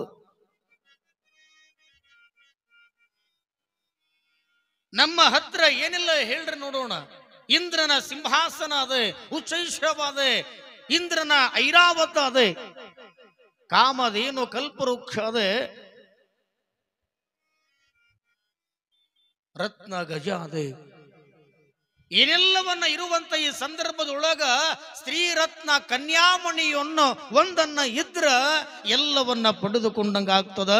ಆ ಯಾವ ಸ್ತ್ರೀ ರತ್ನ ಕನ್ಯಾಮಣಿಯನ್ನ ತಂದು ಕೊಡುವುದಷ್ಟ ನಮ್ಮದು ಸೌಭಾಗ್ಯ. ಅಂತ ಯಾವ ಹೆಣ್ಣನ್ನ ನೀನು ಮದುವೆ ಮಾಡಿಕೊಂಡಿ ಅಂತಂದ್ರ ಆ ಹೆಣ್ಣು ನೀನು ಮದುವೆ ಮಾಡಿಕೊಂಡ ಬಳಿಕ ಇಡೀ ಈ ತ್ರಿಭುವನ ತ್ರಿವಿಕ್ರಮನ ಸೌಂದರ್ಯದ ರಾಶಿ ಆಗ್ತದ. ಈ ಯಾವ ಪಟ್ಟದ ಈ ಅರಮನೆಯ ಮಹಾರಾಣಿಯಾಗಿ ನೀನು ಪಡೆದುಕೊಳ್ಳಲಿಕ್ಕೆ ಸಾಧ್ಯವಾಗ್ತದ. ಅಂತ ಮಹಾರಾಣಿಯನ್ನ, ಅಂತ ಹೆಣ್ಣನ್ನ ಪಡೆದುಕೊಳ್ಳುವಂತ ಕಾರ್ಯ ಇನ್ನು ತಡ ಮಾಡಬೇಡ ಅಂತ ಚಂಡ ಮುಂಡರು ಹೇಳಿದಾಗ ಶುಂಭ ಅಂದ, ಯಾವಾಗ ಅಂತ ಹೆಣ್ಣನ್ನ, ಆ ಹೆಣ್ಣಿನ ಸೌಂದರ್ಯವನ್ನ ಎಷ್ಟು ನೀವು ಸವಿಸ್ತಾರವಾಗಿ ಬಣ್ಣಿಸ್ತ್ರಿ ಅಂತಂದ್ರ ನನಗೆ ಕಣ್ಣು ಮುಂದೆ ಬಂದು ನಿಂತಂಗ ಆಗ್ಲಿಕ್ಕತ್ತದ. ನನ್ನ ಮನಸ್ಸು ಚಂಚಲಗೊಳ್ಳಲಿಕ್ಕತ್ತದ. ನನ್ನ ಮನಸ್ಸು ಇಲ್ಲಿ ಯಾವಾಗ ಆ ಹೆಣ್ಣನ್ನ ನೋಡೇನು, ಯಾವಾಗ ಆ ಹೆಣ್ಣಿನ ಸೌಂದರ್ಯವನ್ನ ಅನುಭವಿಸೇನು ಅನ್ನುವಂತ ನಿಟ್ಟಿನೊಳಗ ಶುಂಭ ಮಹಾರಾಜ ಇಡೀ ಎಲ್ಲ ರಕ್ಕಸರ ಕುಲಕ್ಕೆ ಹೇಳ್ತಾನೆ, ಇನ್ನೇನು ನಿಮಿಷಾರ್ಧದೊಳಗ ಆ ಹೆಂಗಳೇ ಈ ಅರಮನೆಗೆ ಬರಬೇಕು, ನನ್ನ ಬಾಳ ಸಂಗಾತಿಯಾಗಬೇಕು, ನನ್ನ ಕೈ ಹಿಡಿದು ಮದುವೆ ಆಗಬೇಕು. ಈ ಯಾವ ಅರಮನೆಯೊಳಗ ಈ ಶುಂಭ ಮಹಾರಾಜನ, ಈ ತ್ರಿಭುವನ ಮಹಾರಾಜನ ಮಹಾರಾಣಿ ಆಗಬೇಕು. ಇನ್ನು ಯಾಕೆ ತಡ, ಯಾರಲ್ಲಿ ಅಂತ ತಿಳ್ಕೊಂಡು ಕೇಳಿದಾಗ ದೂತ ಸುಗ್ರೀವ ಬರ್ತಾನೆ. ಮಹಾರಾಜ ಅಪ್ಪಣೆ, ಹೋಗು, ಆ ಯಾವ ಹಿಮಾಲಯ ಪರ್ವತದೊಳಗ ಇರುವಂತ ಆ ಹೆಣ್ಣನ್ನ ನನ್ನ ಘನತೆ ಗೌರವವನ್ನ ಆಕೆಗೆ ಹೇಳಿ ಆಕೆಯನ್ನ ಕರ್ಕೊಂಡು ಬಾ ಅಂತ ತಿಳ್ಕೊಂಡು ಇಲ್ಲಿ ದೂತ ಸುಗ್ರೀವನನ್ನ ಕಳಿಸಿದಾಗ ಆಗ್ಲಿ ಅಪ್ಪಣೆಯನ್ನ ಪಡೆದುಕೊಂಡು ನೇರವಾಗಿ ಜಗನ್ಮಾತೆಯಾಗಿರುವಂತ ಶಾಂಭವಿ ಕೂತಿರುವಂತ ಆ ಹಿಮಾಲಯ ಪರ್ವತಕ್ಕೆ ಬರುತ್ತಾನೆ. ಈ ಸುಗ್ರೀವ ಆ ಹಿಮಾಲಯಕ್ಕೆ ಒಂದು ಜಗನ್ಮೋಹಿನಿಯಾಗಿ ಕೂತುಕೊಂಡಿರ್ತಕ್ಕಂಥ ಶಾಂಭವಿಯನ್ನ ನೋಡ್ದ. ಆಹಾ, ಏನಿದು ಸೌಂದರ್ಯ, ಏನಿದು ರೂಪ, ಏನಿದು ಲಾವಣ್ಯವತಿಯಾಗಿರುವಂಥವಳು. ಈ ಜಗತ್ತಿನೊಳಗ ಎಲ್ಲಾ ಹೆಣ್ಣು ಮಕ್ಕಳ ಸೌಂದರ್ಯವನ್ನ ಮೀರಿಸುವ ನಿಟ್ಟಿನೊಳಗ ಈ ಹೆಂಗಳೇ ಸ್ಫುರದ್ರೂಪಿಯಾಗಿ ಕಾಣುವಂತವಳಾಗಿದ್ದಾಳೆ. ನಿಜಕ್ಕೂ ಕೂಡ ಚಂಡ ಮುಂಡರು ಹೇಳಿರುವಂತ ಮಾತು ಇದು ಸತ್ಯದ ಅಂತ ಸುಗ್ರೀವ ಮನಸ್ಸಿನೊಳಗ ಆಲೋಚನೆಯನ್ನ ಮಾಡಿದ. ಮೌನವಾಗಿ ಕೂತುಕೊಂಡಿದ್ದಳು. ಆನಂದವಾಗಿ ಕಣ್ಣಿಗೆ ಕಾಣುವಂತ ಸ್ಥಿತಿಯೊಳಗ ಜಗನ್ಮೋಹಿನಿಯನ್ನ ಸುಗ್ರೀವ ಮಾತಾಡಿಸ್ತಾನೆ. ಅಲ್ಲ, ಈ ಯಾರೂ ಇಲ್ಲದ ನಿರ್ಜನವಾದ ಅಡವಿಯೊಳಗ ಕೂತಿಯಲ್ಲ, ನೀನು ಯಾರು, ನಿನ್ನ ಹೆಸರೇನು, ಇಲ್ಲಿ ಯಾಕೆ ಕುಂತಿದಿ ಅಂತ ಕೇಳ್ದ. ಅವಾಗ ಜಗನ್ಮಾತೆ ಅಂತಾಳ, ನನ್ನ ಏಕಾಂತಕ್ಕ ಭಂಗ ತಂದು, ಮೇಲಾಗಿ ನನಗೂ ನಿನಗೂ ಏನೂ ಸಂಬಂಧ ಇಲ್ಲ, ಸಂಬಂಧ ಇರದೇ ಇರುವಂತ ಸಂದರ್ಭದೊಳಗ ನನಗೆ ನೀನು ಮಾತಾಡ್ಸಕತ್ತಿಲ್ಲ, ನನ್ನಿಂದ ನಿನಗೆ ಏನಾಗಬೇಕಾಗ್ಯದ ಅಂತ ಕೇಳಿದಳು. ಇಲ್ಲ ಹಂಗೇನಿಲ್ಲ, ಯಾಕಂದ್ರೆ ಈ ಅಡವಿಯೊಳಗ ಬಹಳಷ್ಟು ಕಾಡು ಪ್ರಾಣಿಗಳದಾವ. ಅದು ಮೇಲಾಗಿ ನೀನು ಒಬ್ಬಳು ಹೆಣ್ಣು ಮಗಳಾಗಿರ್ತಕ್ಕಂಥ ಸಂದರ್ಭದೊಳಗ ಯಾರೂ ಇಲ್ಲದ ಈ ಅಡವಿಯೊಳಗ ಒಬ್ಬಳೇ ಕೂತ್ಕೊಂಡಿರ್ತಕ್ಕಂಥವಳಾಗದೆಯಲ್ಲ, ಅದಕ್ಕ ನೀನು ಯಾರು, ನಿನ್ನ ಹೆಸರು ಏನು ಅಂತ ತಿಳ್ಕೊಂಡು ನಾನು ಕೇಳದಷ್ಟೇ, ಮತ್ತೊಂದು ಉದ್ದೇಶ ಯಾವುದೂ ಇಲ್ಲ ಅಂತ ಹೇಳಿದ. ಮೆಚ್ಚಿದೆ ನಿಮ್ಮ ಅನುಕಂಪಕ್ಕೆ. ನಾನು ಮಹಾಲಕ್ಷ್ಮಿ ಅಂತ ತಿಳ್ಕೊಂಡು, ನನ್ನ ಸ್ಥಾನವೇ ಇದು, ಇಲ್ಲಿ ನನಗೆ ಯಾರೂ ಬೇಕಾಗಿಲ್ಲ, ನಾನು ಇರುವಂತ ಜಾಗ ಅದು ಏಕಾಂತವಾಗಿರಬೇಕು, ನನಗೆ ಯಾರೂ ಕೂಡ ಏನೂ ಮಾಡೋದಿಲ್ಲ, ಇಡೀ ಸರ್ವವೂ ನನ್ನಿಂದ ಉದಯವಾಗಿರ್ತಕ್ಕಂಥದ. ಹೀಗಿದ್ದ ಬಳಿಕ ನನ್ನ ಹೆಸರು ಮಹಾಲಕ್ಷ್ಮಿ ಅಂತ ಕರೀತಾರೆ, ನನಗೆ ಶಾಂಭವಿ ಅಂತಾರೆ, ನನಗೆ ದುರ್ಗೆ ಅಂತ ತಿಳ್ಕೊಂಡು ಕರೀತಾರೆ, ನನಗೆ ಚಾಮುಂಡೇಶ್ವರಿ ಅಂತ ಕರೀತಾರೆ. ನಿನಗೆ ಏನಾಗಬೇಕಾಗ್ಯದ ಕೇಳು ಅಂತಳು. ಅವಾಗ ಸುಗ್ರೀವ ಅಂತಾನ, ಅಲ್ಲ, ನಿನ್ನೊಳಗ ಇಂಥ ಸೌಂದರ್ಯವನ್ನ, ಆ ಸೌಂದರ್ಯದ ರಾಶಿಯೇ ಅದು ನಿನ್ನೊಳಗ ಅಡುಗೆ ಅದ. ಅಂದ ಬಳಿಕ 3 ಲೋಕಕ್ಕೆ ಒಡೆಯನಾಗಿರುವಂತ ನನ್ನ ಶುಂಭ ಮಹಾರಾಜ, 3 ಲೋಕದ ತ್ರಿಭುವನ ತ್ರಿವಿಕ್ರಮನಾಗಿರ್ತಕ್ಕಂಥ ಮಹಾರಾಜ ಶುಂಭನ ಕೈಯನ್ನ ಹಿಡಿದು ಮಹಾರಾಣಿ ಆದಿ ಅಂತಂದ್ರ ಅರಮನೆಯೊಳಗ ಆನಂದವಾಗಿ ಜೀವನ ಕಳಿಬಹುದು. ಸುಮ್ಮನೆ ಇಲ್ಲಿ ಒಂಟಿಯಾಗಿ ಒಬ್ಬಳೆ ಯಾಕೆ ಕೂತುಕೊಂಡಿದಿ, ನಡಿ ನನ್ನ ಜೊತೆಗೆ ಹೋಗಮಿ ಅಂತ. ಹೋಗೋಣ ನಡಿ ನನ್ನ ಜೊತೆಗೆ, ನನ್ನ ಶುಂಭ ಮಹಾರಾಜನ ಜೊತೆಗೆ ಲಗ್ನವಾಗು. ಆನಂದವಾಗಿ ಅವನ ಕೈ ಹಿಡಿದು ಅರಮನೆಯೊಳಗೆ ನಿನಗೆ ಏನು ಬೇಕು ಏನಿಲ್ಲ ಎಲ್ಲ ಅದ. ಇಂದ್ರನ ಐರಾವತದ, ಉಚ್ಚೈಶ್ರವದ, ಕಾಮಧೇನು ಕಲ್ಪವೃಕ್ಷದ, ವಜ್ರಾಯುಧದ, ಉಣ್ಣಾಕ ತಿನ್ನಾಕ ಉಡಾಕ ಇರ್ಲಾಕ ನಿನಗೆ ಏನೇನೂ ಕಡಿಮಿಲ್ಲ. ಆನಂದವಾಗಿ ನನ್ನ ಶುಂಭ ಮಹಾರಾಜನ ಅರಮನೆಯೊಳಗ ಕಾಲವನ್ನ ಕಳೀತಾ ಇರುವಂತ ನಡಿ ಅಂತ ತಿಳ್ಕೊಂಡ. ಯಾರು ನಿನ್ನ ಮಹಾರಾಜ ಅಂದಳು. ಯಾರು ನನ್ನ ಮಹಾರಾಜ? 3 ಲೋಕದ ದೇವಾನು ದೇವತೆಗಳ ಅಧಿಕಾರಿಗಳನ್ನ ಇವತ್ತು ನನ್ನ ಮಹಾರಾಜ ಅಧಿಕಾರಿಗಳಾಗಿ ಇಡೀ ತ್ರಿಭುವನ ಲೋಕಕ್ಕೆ ಅಂದ್ರ ತ್ರಿಲೋಕಕ್ಕೆ ಒಡೆಯನಾಗಿರ್ತಕ್ಕಂಥ ಮಹಾರಾಜ ಯಾರು ನನ್ನ ಮಹಾರಾಜ ಅಂದ ಶುಂಭ ಮಹಾರಾಜ ಸುಗ್ರೀವ. ಅಂತ ಯಾವ ಶುಂಭ ಮಹಾರಾಜನ ಈ ಲೋಕದೊಳಗೆ ಯಾರಿಗೆ ಗೊತ್ತಿಲ್ಲ ಹೇಳು ನೋಡೋಣ. ಎಲ್ಲರಿಗೂ ಗೊತ್ತದ.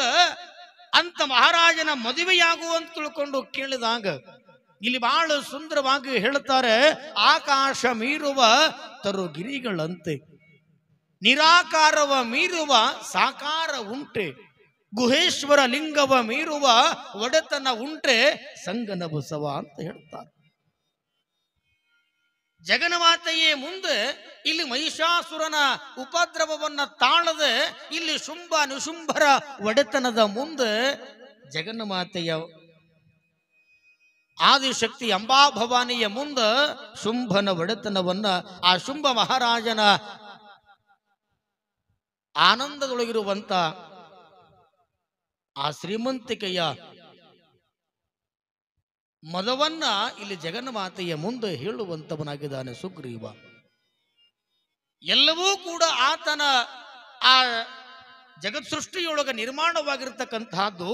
ಅಂತ ದೇವತೆಗಳ ಅಧಿಕಾರಗಳನ್ನ ಕಸಿದುಕೊಂಡು ಅವರ ಅಧಿಕಾರಗಳನ್ನ ಪಡೆದುಕೊಂಡು 3 ಲೋಕಕ್ಕೆ ಒಡೆಯನಾಗಿರುವಂತಹ ಶುಂಭನ ಅವತಾರ ಎಲ್ಲಿ, ಆ ಶುಂಭನ ಜೀವನ ಎಲ್ಲಿ, ಜಗನ್ಮಾತೆಯೇ ಇಡೀ ಜಗತ್ತಿಗೆ ಒಡತಿಯಾಗಿರ್ತಕ್ಕಂಥ ಮಹಾನುಭಾವಿ ಅದು ಅಂಬಾ ಭವಾನಿ.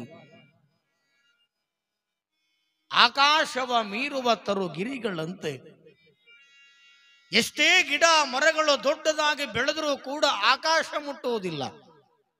ಈ ಜಗತ್ತಿನೊಳಗೆ ಎಷ್ಟೇ ಗುಡ್ಡ ಪರ್ವತಗಳು ಬೆಳೆದು ನಿಂತರೂ ಕೂಡ ಆಕಾಶವ ಮೀರುವ ನಿಟ್ಟಿನೊಳಗ ಯಾವ ಗುಡ್ಡ ಪರ್ವತವೂ ಕೂಡ ಈ ಜಗತ್ತಿನೊಳಗೆ ಇಲ್ಲ. ಮೌಂಟ್ ಎವರೆಸ್ಟ್ ಆ ಪರ್ವತ ನಾವೆಲ್ಲ ನೋಡಿದ್ದೇವೆ, ಕೇಳಿದ್ದೇವೆ, ಅಧ್ಯಯನವನ್ನು ಮಾಡಿದ್ದೇವೆ ಶಾಲೆ ಕಲಿಯುವಂತ ಸಂದರ್ಭದಲ್ಲಿ. ಆದರೂ ಕೂಡ ಆಕಾಶವ ಮೀರುವ ನಿಟ್ಟಿನೊಳಗಿಲ್ಲ, ಆಕಾಶದ ಕೆಳಗದೆ ವಿನಃ ಆಕಾಶದ ಮೀರಿ ಹೋಗಿಲ್ಲ. ಇಡೀ ಜಗನ್ಮಾತೆಯ ಆ ದಿವ್ಯ ಪ್ರಕಾಶದೊಳಗ ಈ ಬೆಳಗಿರ್ತಕ್ಕಂಥ ಜಗತ್ತು, ಈ ಜಗತ್ತಿನ ಮುಂದ ಆ ಶುಂಭನ ಒಡೆತನವನ್ನ ಹೇಳುವಂತವನಾಗಿದ್ದಾನೆ. ಎಲ್ಲೋ ಮೂರ್ಖನೇ, ನಿನ್ನ ಶುಂಭ ಮಹಾರಾಜನ ಒಡೆತನ ನನಗೆ ಬೇಕಾಗಿಲ್ಲ.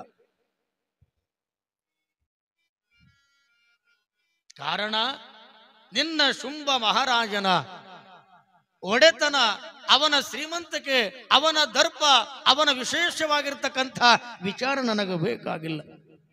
ನೀ ಯಾವುದಕ್ಕೆ ಬಂದಿದಿ, ನಿನ್ನ ಉದ್ದೇಶ ಏನದ, ನೀ ಏನು ಕೇಳಬೇಕಾಗ್ಯದ ಮೊದಲು ಅದನ್ನು ಕೇಳು ಅಂತಲೂ ಜಗನ್ಮಾತೆ.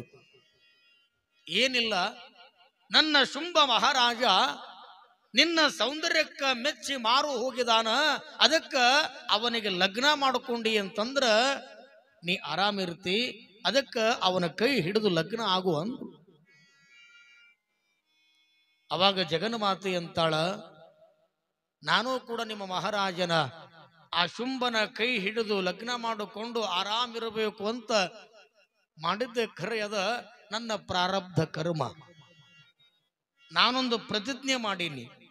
ಆ ಪ್ರತಿಜ್ಞೆ ಏನು ಅಂತಂದ್ರ, ನನ್ನನ್ನ ಯುದ್ಧದೊಳಗೆ ಯಾರು ಸೋಲಿಸ್ತಾರ ಆ ಸೋಲಿಸಿರುವಂತ ಗಂಡನ ಜೊತೆಗೇನೆ ನಾ ಯುದ್ಧ ಮಾಡಬೇಕಂತ ತಿಳ್ಕೊಂಡು ಮನಸ್ಸು ಮಾಡೀನಿ, ನಾವೊಂದು ಪ್ರತಿಜ್ಞೆ ಮಾಡೀನಿ ಅಂತಂದಾಗ ಸುಗ್ರೀವ ಅಂದ, ಎಲೈ ದುಷ್ಟ ಸ್ತ್ರೀಯಳೆ, ಸಿಟ್ಟಿಗೆ ಏರದ, ಕೋಪವನ ತಾಳಿದ. ಎಲ್ಲಿ ನನ್ನೆಲ್ಲಿ ಶುಂಭ ಮಹಾರಾಜ, ನೀನೆಲ್ಲಿ ಕೇವಲ ನಿನ್ನ ಯಕೋಚಿತೊಬ್ಬ ಹೆಣ್ಣು ಮಗಳು, ನಿನ್ನನ್ನ ಯುದ್ಧ ಭೂಮಿಯೊಳಗ ಸೋಲಿಸೋದು ಛೇ ತೋ ಅಂದ.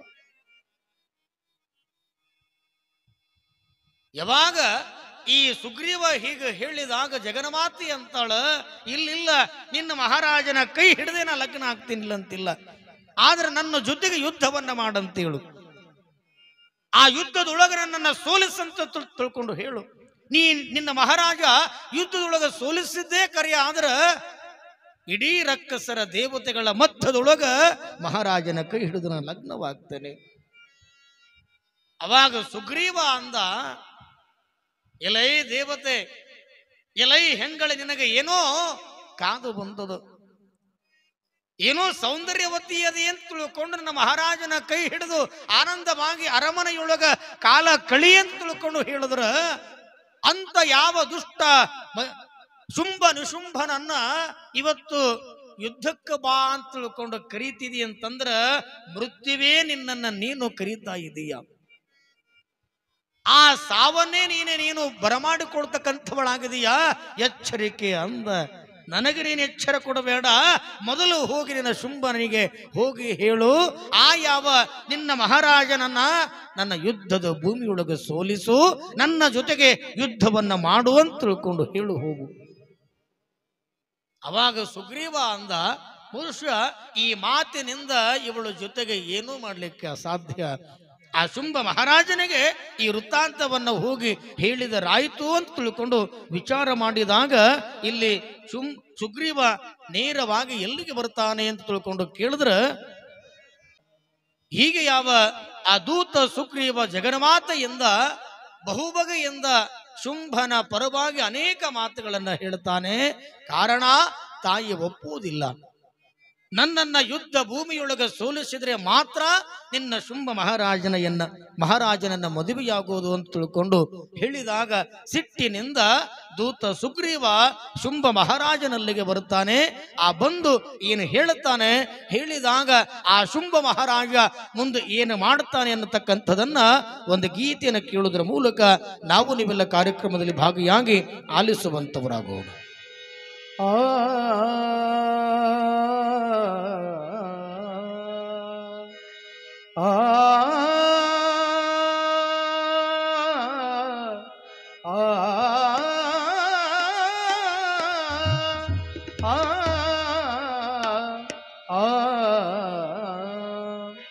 ಶರಣು ಶರಣು ಜಯ ದುರ್ಗೆ ಸರ್ವಶಕ್ತಿ ಜಗನ್ಮಾತೆ.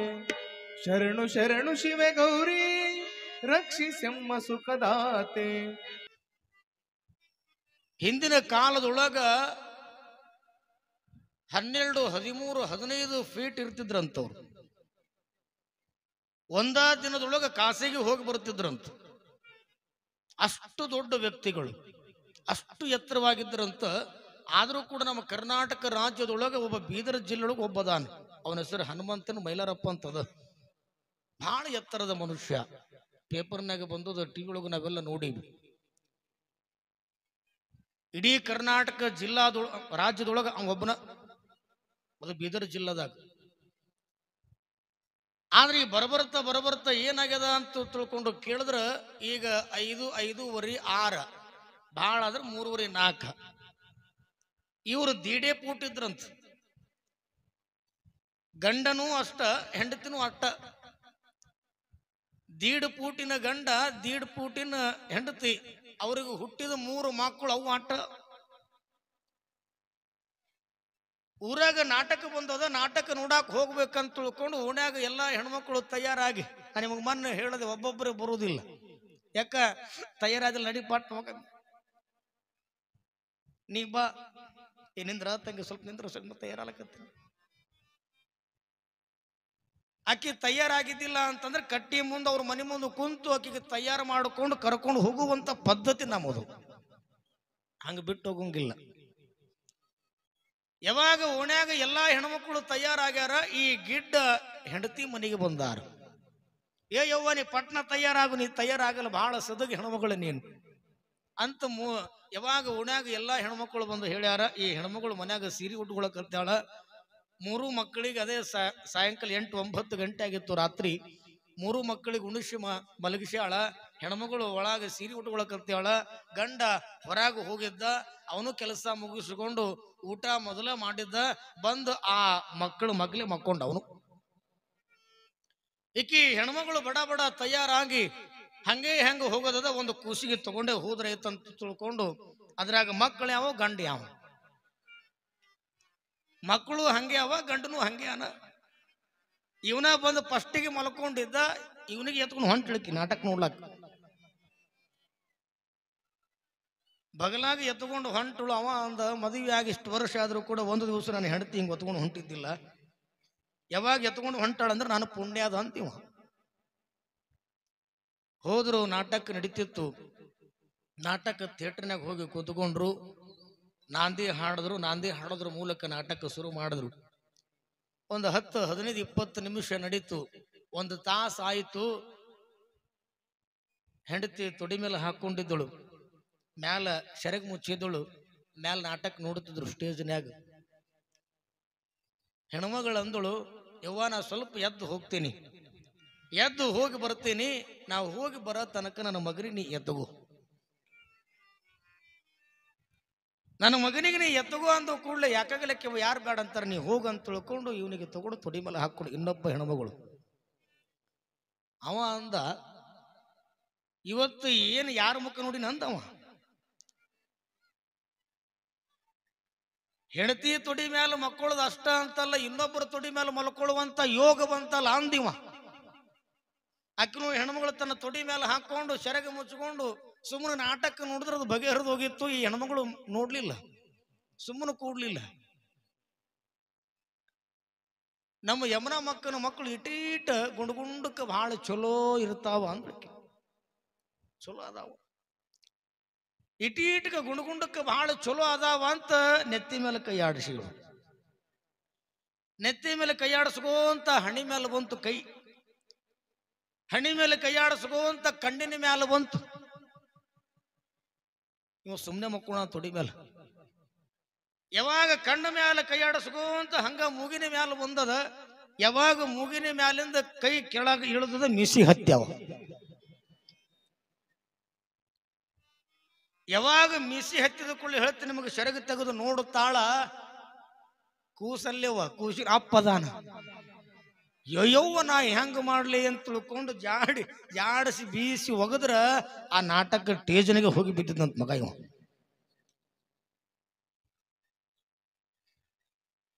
ಹೇಳುವ ಕಾರಣ ಏನು ಅಂತಂದ್ರ ಈ ಜಗತ್ತಿನೊಳಗ ಎಲ್ಲರ ಬದುಕಿನೊಳಗ ಬಹಳ ಮಜಮಜವಾಗಿರುವಂತ ಘಟನೆ ನಡ್ಕೊಂಡು ಬರ್ತಾವ.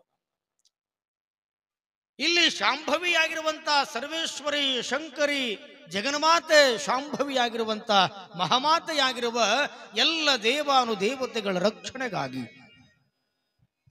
ಆ ದುಷ್ಟ ರಕ್ಕಸರ ಸಂಹಾರಕ್ಕಾಗಿ ತಾಯಿ ಜಗನ್ಮಾತೆ ಏನು ಉಪಾಯವನ್ನ ಮಾಡಿದಾಳೆ ಅಂತ ತಿಳ್ಕೊಂಡು ಕೇಳಿದ್ರೆ, ಇಲ್ಲಿ ಜಗನ್ಮೋಹಿನಿಯಾಗಿ ಆ ಹಿಮಾಚಲ ತುತ್ತ ತುದಿಯ ಪ್ರದೇಶದಲ್ಲಿ ಕೂತುಕೊಂಡು ಆ ಯಾವ ಸೌಂದರ್ಯವತಿಯಾಗಿರುವಂಥ ರೂಪವತಿಯಾಗಿರುವ ಮೂಲಕ ಆ ಯಾವ ಶುಂಭ ನಿಶುಂಭರಿಗೆ ತನ್ನ ದಿವ್ಯ ಶಕ್ತಿಯನ್ನು ತೋರಿಸುವಂತವಳಾಗಿದ್ದಾಳೆ.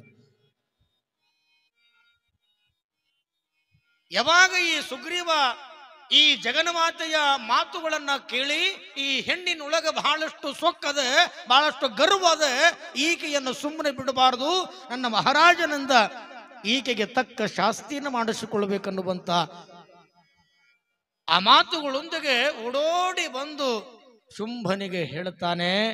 ಎಲ್ಲಿ ಆ ಹೆಣ್ಣು ಮಗಳು ಅಂದಿವ, ಎಲ್ಲಿ ಹೆಣ್ಮಗಳು ಅಂತ ತಿಳ್ಕೊಂಡು ಕೇಳಿದಾಗ ಆ ಹೆಣ್ಮಗಳು ಬರಲಿಲ್ಲ ಅಂದ. ಆ ಹೆಣ್ಣು ಸಾಮಾನ್ಯವಾಗಿರ್ತಕ್ಕಂಥವಳಲ್ಲ. ಆ ಹೆಣ್ಣು ಮಗಳು ನಿನ್ನ ಕೈ ಹಿಡಿದು ಲಗ್ನ ಆಗಬೇಕಾದ್ರೆ, ಮದುವೆ ಮಾಡಿಕೊಳ್ಳಬೇಕಾದ್ರೆ ಆಕೆ ಒಂದು ಪ್ರತಿಜ್ಞೆ ಮಾಡ್ಯಾಳಂತ. ಏನು ಅಂದ್ರ, ನೀನು ಆಕೆಯನ್ನ ಯುದ್ಧ ಭೂಮಿಯೊಳಗ ಆಕೆಯ ಜೊತೆಗೂಡಿ ಯುದ್ಧವನ್ನ ಮಾಡಿ ಆಕೆಯನ್ನ ಸೋಲಿಸಿದಾಗ ಮಾತ್ರ ನಿನಗೆ ಲಗ್ನ ಮಾಡಿಕೊಳ್ಳುತ್ತಾಳ, ಇಲ್ಲ ಅಂತಂದ್ರೆ ಲಗ್ನ ಮಾಡಿಕೊಳ್ಳೋದಿಲ್ಲ ಅಂದವ. ಅಂದ ಶುಂಭ. ತ್ರಿಭುವನ ತ್ರಿವಿಕ್ರಮನಾಗಿರ್ತಕ್ಕಂಥ 3 ಲೋಕದ ಒಡೆಯನಾಗಿರ್ತಕ್ಕಂಥ ಈ ಶುಂಭನಿಗೆ ಆ ಕೇವಲ ಒಂದು ಹೆಂಗಳೆ ಅಂದಿವ. ಇದು ನಾಟಕಕ್ಕಿದ್ದಂಗೆ ಒಂಥರ ವಿಲನ್ ಪಾತ್ರ. ಮತ್ತೆ ಹಂಗ ಮಾಡಬೇಕು, ನಿಮಗೆ ತೋರಿಸ್ಬೇಕಲ್ಲ ಮತ್ತವ ಏನು ಮಾಡ್ದ ಹೆಂಗ ಮಾಡ್ದ ಅಂತ ತಿಳ್ಕೊಂಡು. ಬ್ಯಾರೆ ಪುರಾಣದಾಗ ಹಿಂಗಿರಲ್ಲ, ಅದಕ್ಕೆ ಇದು ಬಹಳ ಜನ ಹೇಳಲ್ಲ. ಯಾವಾಗ ಈ ಶುಂಭ ಮಹಾರಾಜ ಆ ದೂತ ಸುಗ್ರೀವನ ಮಾತುಗಳು ಕೇಳಿದ ಕ್ಷಣವೇ ಎಲ್ಲಿಲ್ಲದ ಕೋಪ ತನ್ನ ನೆತ್ತಿಗೆ ಏರಿಬಿಡುತ್ತು. ಆ ಶುಂಭ ಮಹಾರಾಜನ ಪ್ರೀತಿಗೆ ಪಾತ್ರನಾಗಿರ್ತಕ್ಕಂಥವನು, ಅವನ ಹೇಳಿದ ಕೆಲಸ ಚಾಚೂ ತಪ್ಪದೆ ನಡೆಸಿಕೊಂಡು ಬರತಕ್ಕಂಥವನು ಅಲ್ಲಿರುವಂಥವನೇ ಧೂಮ್ರಲೋಚನ.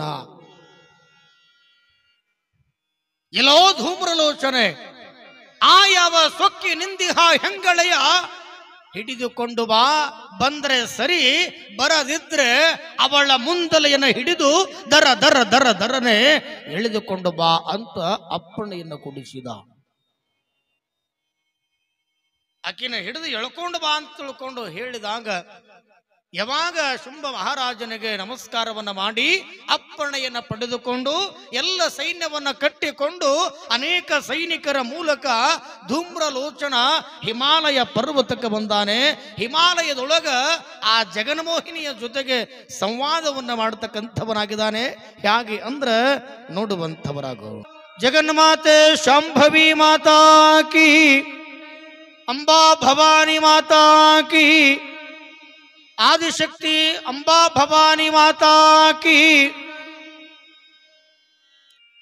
ಸರ್ವೇಶ್ವರಿ ಶಾಂಭವಿ ಶಂಕರಿಯಾಗಿರುವಂತ ಆ ಬಗಳಾ ಮುಖಿಯ ಮುಂದೆ ನಿಂತುಕೊಂಡು ಧೂಮ್ರಲೋಚನ ಹೇಳುತ್ತಾನೆ, ಎಲೈ ಸ್ತ್ರೀಯಳೆ, ಸಾಮಾನ್ಯವಾಗಿರುವಂಥವಳು ನೀನು ನನ್ನ ಮಹಾರಾಜನ ಕೈಯನ್ನ ಹಿಡಿದು ಅವನ ಲಗ್ನವನ್ನ ಮಾಡಿಕೊಂಡಿ ಅಂತಂದ್ರ ಸುಖವಾಗಿ ಇರುವಂಥ ಸೌಭಾಗ್ಯ ನಿನಗೆ ಸಿಗುತ್ತದೆ. ಇಲ್ಲ ಅಂತಂದ್ರ ನನ್ನ ಶುಂಭ ಮಹಾರಾಜನ ಕೈಯೊಳಗೆ ಸಿಕ್ಕು ಹೆಣವಾಗಿ ಈ ಯುದ್ಧ ಭೂಮಿಯೊಳಗೆ ಬಿಡಬೇಕಾಗ್ತದೆ. ನೋಡು, ವಿಚಾರವನ್ನ ಮಾಡು, ನೋಡು, ತಿಳಿದುಕೋ, ನೋಡು, ವಿಚಾರ ಮಾಡಿ ಅರ್ಥ ಮಾಡ್ಕೋ ಅಂತ ತಿಳ್ಕೊಂಡು ಧೂಮ್ರಲೋಚನ ಇಲ್ಲಿ ಯಾವ ಜಗನ್ಮಾತೆಯ ಮುಂದೆ ನಿಂತು ಮಾತಾಡ್ತಾನೆ. ತಾಯಿ ಅಂತಾಳೆ, ದೇವಿ, ಎಲ್ಲೋ ಧೂಮ್ರ ಆಲೋಚನೆ, ನಿನ್ನ ಮಹಾರಾಜನಿಗೆ ಹೋಗಿ ಹೇಳು, ಅಂತ ಯಾವ ಪರಾಕ್ರಮ ಶೌರ್ಯ ಧೈರ್ಯವಂತನಾಗಿರ್ತಕ್ಕಂಥ ನಿನ್ನ ಶುಂಭ ಮಹಾರಾಜ ಅವನಲ್ಲಿ ಅಂಥ ಪರಾಕ್ರಮ ಇದ್ದದ್ದೇ ಖರೆ, ಆದ್ರೆ ನನ್ನನ್ನ ಯುದ್ಧದೊಳಗೆ ಸೋಲಿಸು, ನನ್ನ ಜೊತೆಗೆ ಯುದ್ಧವನ್ನ ಮಾಡು ಅಂತ ತಿಳ್ಕೊಂಡು ಹೇಳು. ಎಲೈ ಸ್ತ್ರೀಯಳೆ, ನನ್ನ ಮಹಾರಾಜ ಬೇಡ, ಆ ಶುಂಭ ಮಹಾರಾಜ ಅಲ್ಲಿಂದ ಇಲ್ಲಿಗೆ ಬಂದು ನಿನ್ನ ಜೊತೆಗೆ ಯುದ್ಧ ಮಾಡೋದು ಬೇಡ, ನನ್ನ ಜೊತೆಗೆ ನೀನು ಯುದ್ಧ ಮಾಡಿದ್ರೆ ಸಾಕು, ಮೊದಲು ನನಗೆ ಸೋಲಿಸು ಅಂದಿವ. ಅನೇಕ ಬಾಣಗಳನ್ನ ಬಿಟ್ಟು ಆ ದೇವಿಯ ಮೇಲೆ ಏರಿ ಹೋಗುವಂತ ಸಂದರ್ಭದೊಳಗ ಜಗನ್ಮಾತೆ ಅಂದಳು, ಇವನೇನು ಯುದ್ಧದೊಳಗ ಸಮರ್ಥನಲ್ಲ, ಇವನು ಯುದ್ಧ ಮಾಡ್ತಕ್ಕಂಥವನಲ್ಲ, ಬರೀ ಕೇವಲ ಮಾತಿನ ಮಲ್ಲ, ಯುದ್ಧ ಮಾಡತಕ್ಕಂಥ ಯುದ್ಧ ಮಲ್ಲನಲ್ಲ ಇವನು ಸಾಮಾನ್ಯವಾಗಿರ್ತಕ್ಕಂಥವನು, ಇವನು ಕಪ್ಪು ಹೊಗೆಯಿಂದ ಹುಟ್ಟಿ ಬಂದಿರತಕ್ಕಂಥ ಧೂಮ್ರಲೋಚನ. ಯಾವಾಗ ಈ ಕಪ್ಪು ಹೊಗೆಯಿಂದ ಹುಟ್ಟಿರ್ತಕ್ಕಂಥ ಧೂಮ್ರಲೋಚನ ಇನ್ನೇನು ದೇವಿಯ ಮೇಲೇರಿ ದೇವಿಯ ಆ ಪಾದಗಳಿಗೆ ಖಡ್ಗವನ್ನು ತೆಗೆದುಕೊಂಡು ಹೀಗೆ ಚುಚ್ಚಬೇಕನ್ನೋದ್ರೊಳಗ ತಾಯಿ ಜಗನ್ಮಾತೆ ತನ್ನ ಉರಿಗಣ್ಣಿನಿಂದ ಹೂಂಕರಿಸಿ ಯಾವಾಗ ಧೂಮ್ರಲೋಚನನ್ನ ಕಣ್ಣು ಮುಚ್ಚಿ ಕಣ್ಣು ತೆರೆಯೋದ್ರೊಳಗಾಗಿ ಭಸ್ಮ ಮಾಡಿಬಿಡುತ್ತಾಳೆ ಜಗನ್ಮಾತೆಯಾಗಿರ್ತಕ್ಕಂಥ ಶಾಂಭವಿ ಮಹಾತಾಯಿ. ಬರೀ ಕೇವಲ ತನ್ನ ಉರಿಗಂಡಿ ನೇತ್ರದಿಂದ ಹುಂಕರಿಸಿದಾಗ ತಕ್ಷಣವೇ ಭಸ್ಮವಾಗಿ ಬಿದ್ದು ಬಿಡುತ್ತಾನೆ. ರಣರಂಗದೊಳಗ ಯುದ್ಧ ಭೂಮಿಯೊಳಗ ಧೂಮ್ರಲೋಚನ ಭಸ್ಮವಾಗಿ ಹೋದ. ಹಿಂದೆ ಉಳಿದಿರತಕ್ಕಂಥ ಅನೇಕ ರಕ್ಕಸರನ್ನ, ಅನೇಕ ಕಾಲಾಳುಗಳನ್ನ, ಆನೆ, ಒಂಟೆ, ಕುದುರೆ ಏರಿಕೊಂಡು ಬರುವಂತ ಆ ಮಾವುತರಗಳನ್ನೆಲ್ಲ, ಆ ಸೈನ್ಯವನ್ನ ತನ್ನ ಖಡ್ಗದಿಂದ, ತನ್ನ ಕಠಾರಿಯಿಂದ, ತನ್ನ ಗಂಡು ಕೊಡಲಿಯಿಂದ ಅನೇಕ ಆ ಸೈನ್ಯವನ್ನ ತಾಯಿ ಭುವನೇಶ್ವರಿ ಸಂಹಾರ ಮಾಡುವುದರ ಮೂಲಕ ಧೂಮ್ರಲೋಚನನ್ನ ಸಂಹಾರ ಮಾಡುತ್ತಾಳೆ. ಯಾವಾಗ ಆ ತಾಯಿಯ ಕೈಯೊಳಗ ಧೂಮ್ರಲೋಚನ ಮಡಿದ ಅನ್ನುವಂತ ಸುದ್ದಿಯನ್ನ ಶುಂಭ ಮಹಾರಾಜನಿಗೆ ತಿಳಿತದೆ. ಎಲ್ಲೋ ಆ ಯಾವ ಸ್ತ್ರೀಯ ಕೈಯೊಳಗ ನನ್ನ ಧೂಮ್ರಲೋಚನ ಹತನಾದನೆ ಅನ್ನುವಂತ ಸುದ್ದಿ ಶುಂಭನಿಗೆ ತಿಳಿಯುತ್ತದೆ. ಕಾರಣ ಈ ಯಾವ ಲೋಕದೊಳಗ ದುಷ್ಟರ ಹಾವಳಿ, ದುಷ್ಟರ ದರ್ಪ ದಬ್ಬಾಳಿಕೆ ಎಲ್ಲಿವರೆಗೆ ನಡೀತದ ಅಂತ ತಿಳ್ಕೊಂಡು ಕೇಳಿದ್ರೆ ಅವರ ಪಾಪದ ಕೊಡ ತುಂಬೋ ತನಕ ಮಾತ್ರ. ತುಂಬಿದ ಕೊಡ ಅದು ತುಳುಕಲೇಬೇಕು. ಯಾವಾಗ ಪಾಪಾತ್ಮರಾಗಿ ಇಲ್ಲಿ ಯಾವಾಗ ಸದಾವ ಕಾಲ ಪಾಪ ಕರ್ಮಾದಿಗಳನ್ನೇ ಮಾಡಿಕೊಂಡು ಬರುವಂತ ಆ ದುಷ್ಟರಿಗೆ ದುರ್ಗುಣಿಯಾಗುವುದರ ಮೂಲಕ ಜಗನ್ಮಾತೆ ಇಲ್ಲಿ ಅನಂತ ರೀತಿಯೊಳಗ ಯುದ್ಧದೊಳಗ ಅವರಿಗೆ ಮರ್ದನ ಮಾಡೋದರ ಮೂಲಕ, ಅವರಿಗೆ ಬುದ್ಧಿಯನ್ನು ಕಲಿಸಿಕೊಡೋದ್ರ ಮೂಲಕ ಅನಂತ ರಾಕ್ಷಸರನ್ನ ಸಂಹಾರ ಮಾಡಿಕೊಂಡು ಬರುವಂತವಳಾಗಿದ್ದಾಳೆ. ಅಂತ ಶಾಂಭವಿಯ ಮಹಾಪುರಾಣದಲ್ಲಿ ಏನು ನಡೀತದೆ ಅನ್ನತಕ್ಕಂಥದನ್ನ ಇಲ್ಲಿ ನಡೀತಕ್ಕಂಥ ಕಾರ್ಯಕ್ರಮ ಬಹುಶಃ ನಿಮಗೆ ಗೊತ್ತದೋ ಇಲ್ಲೋ ಗೊತ್ತಿಲ್ಲ. ಇವತ್ತು ಬೆಂಗಳೂರು, ಮೈಸೂರು, ಇವತ್ತು ಪುನಾ, ಬಾಂಬೆ, ಹೈದರಾಬಾದ್ನ ಕೂತ್ಕೊಂಡಿರ್ತಕ್ಕಂಥ ಜನಗಳು ಈ ಕಾರ್ಯಕ್ರಮ ವೀಕ್ಷಣೆ ಮಾಡ್ಲಿಕ್ಕಂತಾರೆ. ಅದು ಯಾವುದ್ರ ಮುಖಾಂತರ ಅಂತ ತಿಳ್ಕೊಂಡು ಕೇಳಿದ್ರೆ ಇಲ್ಲೊಂದಿಟ್ಟಾರ ನೋಡ್ರಿ, ACS ಕಡ್ಕೋಳ್ ನಮ್ಮ ಅಂಬರೀಷ್ ಅವರು.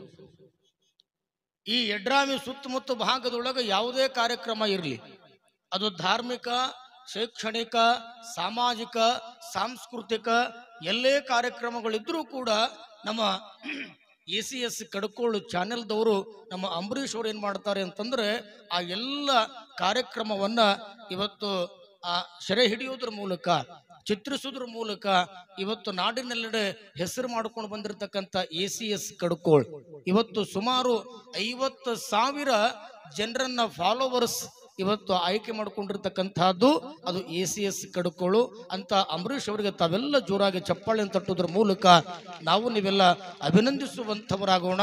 ಇಲ್ಲಿ ಸುಂದರವಾದ ಜಾನಪದ ಗೀತೆ. ಹೆತ್ತ ತಾಯಿ ಇಲ್ಲದ ತವರ ಮನೆಗೆ ನಾವು ಯಾರು ಕೂಡ ಹೋಗಬಾರದು. ಇರೋ ತನಕ ಮಾತ್ರ ಆ ತವರ ಮನೆಯೊಳಗ ತಾಯಿ ಇರೋ ತನಕ ಮಾತ್ರ ಬೆಲೆ ಇರುತ್ತದೆ. ಅಣ್ಣ ತಮ್ಮರ ಹೆಂಡರಾದ ಬಳಿಕ ಅವರು ಕೂಡ ನಮ್ಮನ್ನ ಯಾರು ಕೂಡ ಸೇರುವುದಿಲ್ಲ. ಆ ತಾಯಿಯ ಪ್ರೀತಿ, ಮಮತೆ, ವಾತ್ಸಲ್ಯ ಅದು ಯಾರಿಂದಲೂ ಕೂಡ ಕೊಡ್ಲಿಕ್ಕೆ ಬರುವುದಿಲ್ಲ. ಹೇಳ್ತಾರೆ ಬಹಳ ಸುಂದರವಾಗಿ ಗಾದೆ, ವೇದ ಸುಳ್ಳಾದ್ರೂ ಗಾದೆ ಸುಳ್ಳಾಗದು ಅಂತ. ಉಪ್ಪಿಗಿಂತ ರುಚಿ ಇಲ್ಲ, ತಾಯಿಗಿಂತ ಬಂಧುವಿಲ್ಲ ಅಂತ.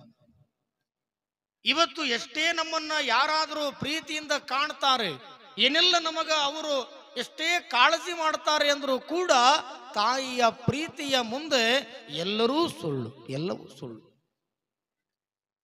ತಾಯಿ ಇರೋ ತನಕ ಆ ತಾಯಿಯ ಅನುಕಂಪ, ತಾಯಿಯ ಜೀವಳ, ಆ ತಾಯಿಯ ಕಳ್ಳು ಅನ್ನತಕ್ಕಂಥದ್ದು ಏನದಲ್ಲ, ಅದು ಯಾರಿಗೂ ಕೂಡ ಬರುವುದಿಲ್ಲ. ಹಾಗಾಗಿ ಹುಟ್ಟಿದ ಮನೆಯಿಂದ ನಾವೆಲ್ಲ ಕೊಟ್ಟ ಮನೆಗೆ, ಗಂಡನ ಮನೆಗೆ ಬಂದ ಬಳಿಕ ನಾವೆಲ್ಲ ಹೆತ್ತವರ ಕೀರ್ತಿನ ತರುವಂಥವರಾಗಬೇಕು.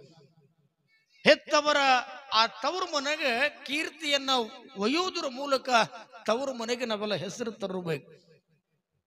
ಲಗ್ನ ಮಾಡಿಕೊಂಡು ಗಂಡನ ಮನೆಗೆ ಹೋಗುವಂತ ಸಂದರ್ಭದಾಗ ತಾಯಿ ಹೇಳಿದಳು, ನೋಡವ್ವ, ಗಂಡನ ಮನೆಯೊಳಗ ಬಹಳ ಚಲೋ ಬಾಳ್ವೆ ಮಾಡಿಕೊಂಡು ಆ ಗಂಡನ ಮನೆಯಿಂದ ತವರು ಮನೆಗೆ ಬರುವಾಗ ನೀ ಹೆಸರು ತರಬೇಕಂದಳು.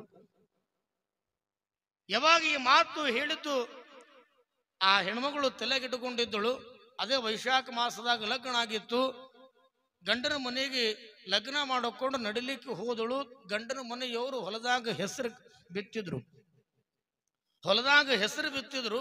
ಅದ ಶ್ರಾವಣ ಮಾಸದೊಳಗೆ ನಾಗರ ಪಂಚಮಿ ಅದ ರಾಶಿ ಮಾಡಿದ್ರು. ಹೆಸರು ಮನೆಗೆ ತಂದಿಟ್ಟಾಗ ಉಡ್ಯಾಗ 6 ಸೇರಿ ಹೆಸರು ತುಂಬಿಕೊಂಡು ತವ್ರ ಮನೆಗೆ ಬಂದಾಗ್ಯವ. ಮತ್ ನೀ ತವ್ರ ಮನೆಗೆ ಹೆಸರು ತಗೊಂಡು ಬಾ ಅಂತ ಹೇಳಿದ್ದೆಲ್ಲ, ತಂದಿ ನೋಡಂತ ನಡುಮನೆ ಪಡಸಲಾಗ ತಂದು ಸಿರುವುದಳಂತ. ತವರಿಗೆ ಹೆಸರು ತರೋದಂದ್ರೆ ಹೆಸರು ಕಾಳು ತರೋದಲ್ಲ, ಒಳ್ಳೆಯ ಮನಸ್ಸಿನಿಂದ ಗಂಡನ ಮನೆಯೊಳಗ ಗಂಡನೇ ದೇವರು ಅಂತ ತಿಳ್ಕೊಂಡು, ಅತ್ತಿ ಮಾವ ದೇವರು ಅಂತ ತಿಳ್ಕೊಂಡು, ತಂದೆ ತಾಯಿಗಳಂತ ತಿಳ್ಕೊಂಡು, ನೆರೆಹೊರೆ ಮನೆಯವರು ಯವ್ವ ಎಂತ ತಂದೆ ತಾಯಿ ಹೊಟ್ಟ್ಯಾಗ ಹುಟ್ಟಿದಿ, ನೀವು ಹುಟ್ಟಿದವರು ಹೊಟ್ಟಿ ತಣ್ಣಗಿರ್ಲಿ ಅನ್ನುವಂಗ ನಾವು ಬದುಕನ್ನ ಮಾಡಿ ತೋರಿಸ್ಬೇಕಂತ. ನಾವೆಲ್ಲ ಹಂಗಿರ್ಬೇಕಂತೀವ್ರಿ ಖರೆ ಮುತ್ತಿಯ. ಆದ್ರ ಅವು ಏನು ಮಾಡ್ತಿರು, ವಯಸ್ಸಾದು ಮನ್ಯಾಗ ಅದಾವಲ್ಲ, ಅವಕ್ರ ಕಾಟ ನಿಮಗೆ ಏನು ಹೇಳ್ಬೇಕು, ನಿಮ್ಗೆ ಹೆಂಗೆ ಗೊತ್ತಾತ, ನೀವು ಗಂಡಸ ಮಕ್ಕಳು ಅಂತ ನೀವು ಅಂತೀರಿ. ಅದನ್ನು ನೀವು ಅನ್ನೋದು ಖರೇನೇ ಅದ. ಹೊಸದಾಗಿ ಲಗ್ನ ಆಗಿ ಬಂದಿರತಕ್ಕಂಥ ಸೊಸಿ ವಯಸ್ಸು 25, ಮನೆಯಾಗಿರುವಂತ ಅತ್ತಿ ವಯಸ್ಸು 75. ಆ 75 ಈ 25 ನಡಬರಕ್ಕೆ 50 ವರ್ಷ ಡಿಫ್ರೆನ್ಸ್ ಅದ.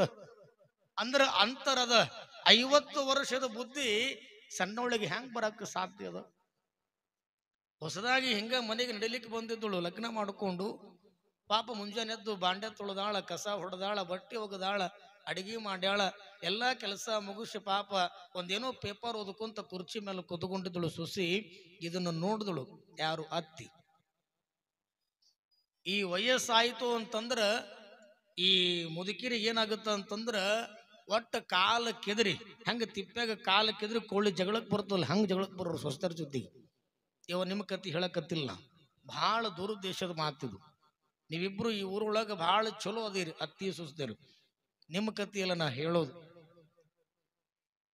ಈ ಸೊಸಿ ಎಲ್ಲಾ ಕೆಲಸ ಮಾಡಿಕೊಂಡು ಕುರ್ಚಿ ಮೇಲೆ ಕುತ್ಕೊಂಡಿರ್ತಕ್ಕಂಥದನ್ನ ನೋಡಿ ಈ ಹೆಣ್ಮಗಳು ಅಂದ್ರ ಅತ್ತಿ ಸುಮ್ಮನು ಕೂಡ್ಲಿಲ್ಲ.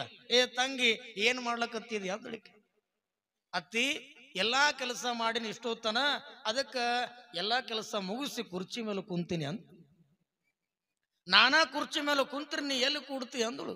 ನೀವು ಕುರ್ಚಿ ಮೇಲೆ ಕುಂತ್ರೆ ನಾ ಮಂಚದ ಮೇಲೆ ಕೂಡ್ತೀನಿ, ನಾನಾ ಮಂಚದ ಮೇಲೆ ಕುಂತ್ರಿ ನೀ ಎಲ್ಲಿ ಕೂಡ್ತಿ, ನೀವು ಮಂಚದ ಮೇಲೆ ಕುಂತ್ರೆ ನಾ ಕೆಳಗೆ ಚಾಪಿ ಹಾಸ್ಕೊಂಡು ಕೂಡ್ತೀನಿ, ಮತ್ತೆ ನಾನಾ ಚಾಪಿ ಮೇಲೆ ಕುಂತ್ರಿ ನೀ ಎಲ್ಲಿ ಕೂಡ್ತಿ, ನಾ ನೆಲದ ಮೇಲೆ ಕೂಡ್ತೀನಿ ಅಂದಳು. ಅಲ್ಲಿ ಯಾಕೆ ಬೇಕಂತ ಕೆಲಸ ಇಲ್ಲ, ಬಗಸಿಲ್ಲ. ಎಲ್ಲೋ ಒಂದು ಕಡೆಗೆ ಕುಂತಾಳ, ಕುಂತ್ರ ಕೂಡಲೆಕ್ಕ ಬಿಡು ಅಂದ್ರೆ ಮುಗದ ಹೋಗುತ್ತ. ಒಟ್ಟ ಜಗಳ ತೆಗಿಬೇಕಂತ ಒಂದು ಹುಮ್ಮಸ್ಸು ಮನಸ್ಸಿನೊಳಗೆ. ನೆಲದ ಮೇಲೆ ಕುಂತೀನಿ ಅಂತಂದಾಗ ಮುದುಕಿ ಸುಮ್ಮನೆ ಕೂಡ್ಲಿಲ್ಲ. ಮತ್ತೆ ನಾನಾ ನೆಲದ ಮೇಲೆ ಕುಂತ್ರಿ ನೀ ಎಲ್ಲಿ ಕೂಡ್ತಿ ಅಂತ ಕೇಳ್ದೊಳಕ್ಕೆ. ಅತ್ತಿಯವರ, ನೀವು ನೆಲದ ಮೇಲೆ ಕುಂತ್ರ ನಾ ನೆಲದಾಗ ಒಂದು ತೆಗ್ಗು ತೊಡು ತೆಗ್ಗನಾಗ ಕೂಡುತ್ತೀನಿ ಅಂದಳು. ಅವಾಗರ ಸುಮ್ಮನೆ ಕೂಡ್ಲಿದ ಮುದುಕಿ. ಅಲ್ಲ ತಂಗಿ, ನಾನಾ ತೆಗ್ಗನಾಗ ಕುಂತ್ರಿ ನೀ ಎಲ್ಲಿ ಕೂಡುತ್ತಿ ಅಂದ್ರು. ಅತ್ತಿಯವರ ಬಹಳ ಚಲೋ ಆಯ್ತು. ನೀವು ತೆಗ್ಗನಾಗ ಕುಂತ್ರಿ ಅಂತಂದ್ರೆ ನಿಮ್ಮ ಮ್ಯಾಲ ಮಣ್ಣು ಹಾಕಿ ಮಣ್ಣಿನ ಮೇಲೆ ಒಂದು ಕಲ್ಲಿಟ್ಟು ಕಲ್ಲಿನ ಮ್ಯಾಲ ಕೂಡ್ಸಂದು ಅಂತ ಬೇಕಾಗಿದ್ರೆ ಇರೋ ತನಕ ನಾವೆಲ್ಲ ಬಹಳ ಸುಂದರವಾಗಿ ಅನುನ್ನತೆಯ ಪ್ರೇಮ ಸಂಬಂಧದಿಂದ ಬಾಂಧವ್ಯದೊಂದಿಗೆ ಬದುಕನ್ನು ಕಳಿಬೇಕಂತ. ಇಲ್ಲಿ ಜಗನ್ಮಾತೆಯಾಗಿರುವಂತ ಆದಿಶಕ್ತಿ ಅಂಬಾ ಭವಾನಿ ಈ ಪುರಾಣದ ಉದ್ದೇಶ ಹೇಳೋದಷ್ಟೇ, ಎಲ್ಲರೂ ಇರೋ ತನಕ ನಾವೆಲ್ಲರೂ ಆನಂದವಾಗಿ ಜೀವನವನ್ನು ಕಳಿಬೇಕು. ಹೋದ ಮ್ಯಾಲ ಏನೂ ಇಲ್ಲ. ಈ ಜೀವನದೊಳಗೆ ಏನೆಲ್ಲ ಹುರುಳಿಲ್ಲ ಅಂತ ಹೇಳ್ತಾರ. ಇರುವಷ್ಟು ದಿನಗಳ ಕಾಲ ಆನಂದವಾಗಿದ್ದುಕೊಂಡು ಆ ಭಗವತಿಯ ಜಗನ್ಮಾತೆಯ ಸಾಕ್ಷಾತ್ಕಾರ ಮಾಡಿಕೊಂಡು ಆನಂದವಾಗಿ ಎಲ್ಲಿಂದ ಬಂದೀವಿ ಅಲ್ಲಿಗೆ ಹೋಗೋದು. ಯಾರು ಕೂಡ ಇಲ್ಲಿ ಇರ್ಲಿಕ್ಕೆ ಬಂದಿಲ್ಲ. ಒಬ್ಬೊಬ್ಬರು ಮುಂದೆ ಹೋಗಿರ್ತಾರ, ಖರೆ ನಾವು ಹಿಂದೆ ಹೋಗ್ಬೇಕಷ್ಟೆ. ಯಾರೂ ಕೂಡ ಇಲ್ಲಿ ಶಾಶ್ವತವಾಗಿ ಇರ್ಲಿಕ್ಕೆ ನಾವು ಯಾರೂ ಕೂಡ ಬಂದಿಲ್ಲ. ಇರುವಷ್ಟು ದಿವಸಗಳ ಕಾಲ ಮಾತ್ರ ಅದು ನಮ್ಮದು ಅನ್ನತಕ್ಕಂಥದನ್ನ ಈ ಭೂಮಿ ಋಣ ಮುಗೀತು ಅಂತಂದ ಬಳಿಕ ಎಲ್ಲರೂ ಕೂಡ ನಾವೆಲ್ಲ ಹೋಗಬೇಕು ಆ ಪರಮಾತ್ಮನ ದಿವ್ಯ ಸನ್ನಿಧಾನಕ್ಕೆ. ಆ ಹೋಗುವ ತನ್ನ ಮೂಲಕವಾಗಿ ಹೋಗುವ ಪೂರ್ವದೊಳಗ ಒಂದಿಷ್ಟು ಇಂಥ ಧರ್ಮ ಸಮಾರಂಭಗಳಿಗೆ ದಾನ ಧರ್ಮ ಪರೋಪಕಾರಗಳನ್ನ ಮಾಡಿ ಹೋಗಬೇಕಂತ. ಹಂಗ ಹೋಗಬಾರದು. ಸತ್ಯ ಶುದ್ಧ ಕಾಯಕವನ್ನ ಮಾಡಿ ಕಷ್ಟಪಟ್ಟು ಬೆವರು ಸುರಿಸಿ ದುಡಿದಿರ್ತಕ್ಕಂಥ ಸಂಪಾದನೆಯೊಳಗ ಆ ಜಗನ್ಮಾತೆಯೊಳಗಿರುವಂಥ ಆ ಅಂಬಾಭವಾನಿಯ ಈ ನವರಾತ್ರಿ ಉತ್ಸವದ ಈ ಸಮಾರಂಭಕ್ಕೆ ಒಂದಿಷ್ಟು ನಾವು ದಾನ ಮಾಡಿದೀವಿ ಅಂತಂದ್ರೆ, ನಾವು ಕೊಟ್ಟಿದ್ದು ₹1 ಆದ್ರೆ ಬರುವಂತ ದಿನಮಾನಗಳಲ್ಲಿ ನಮ್ಮ ₹1 ಸೇರಿಸಿ ತನ್ನ ₹10 ಸೇರಿಸಿ ₹11 ಕೊಡ್ತಕ್ಕಂಥ ದಿವ್ಯ ಶಕ್ತಿ ಅದು ಜಗನ್ಮಾತೆ ಅಂಬಾಭವಾನಿಯೊಳಗದ.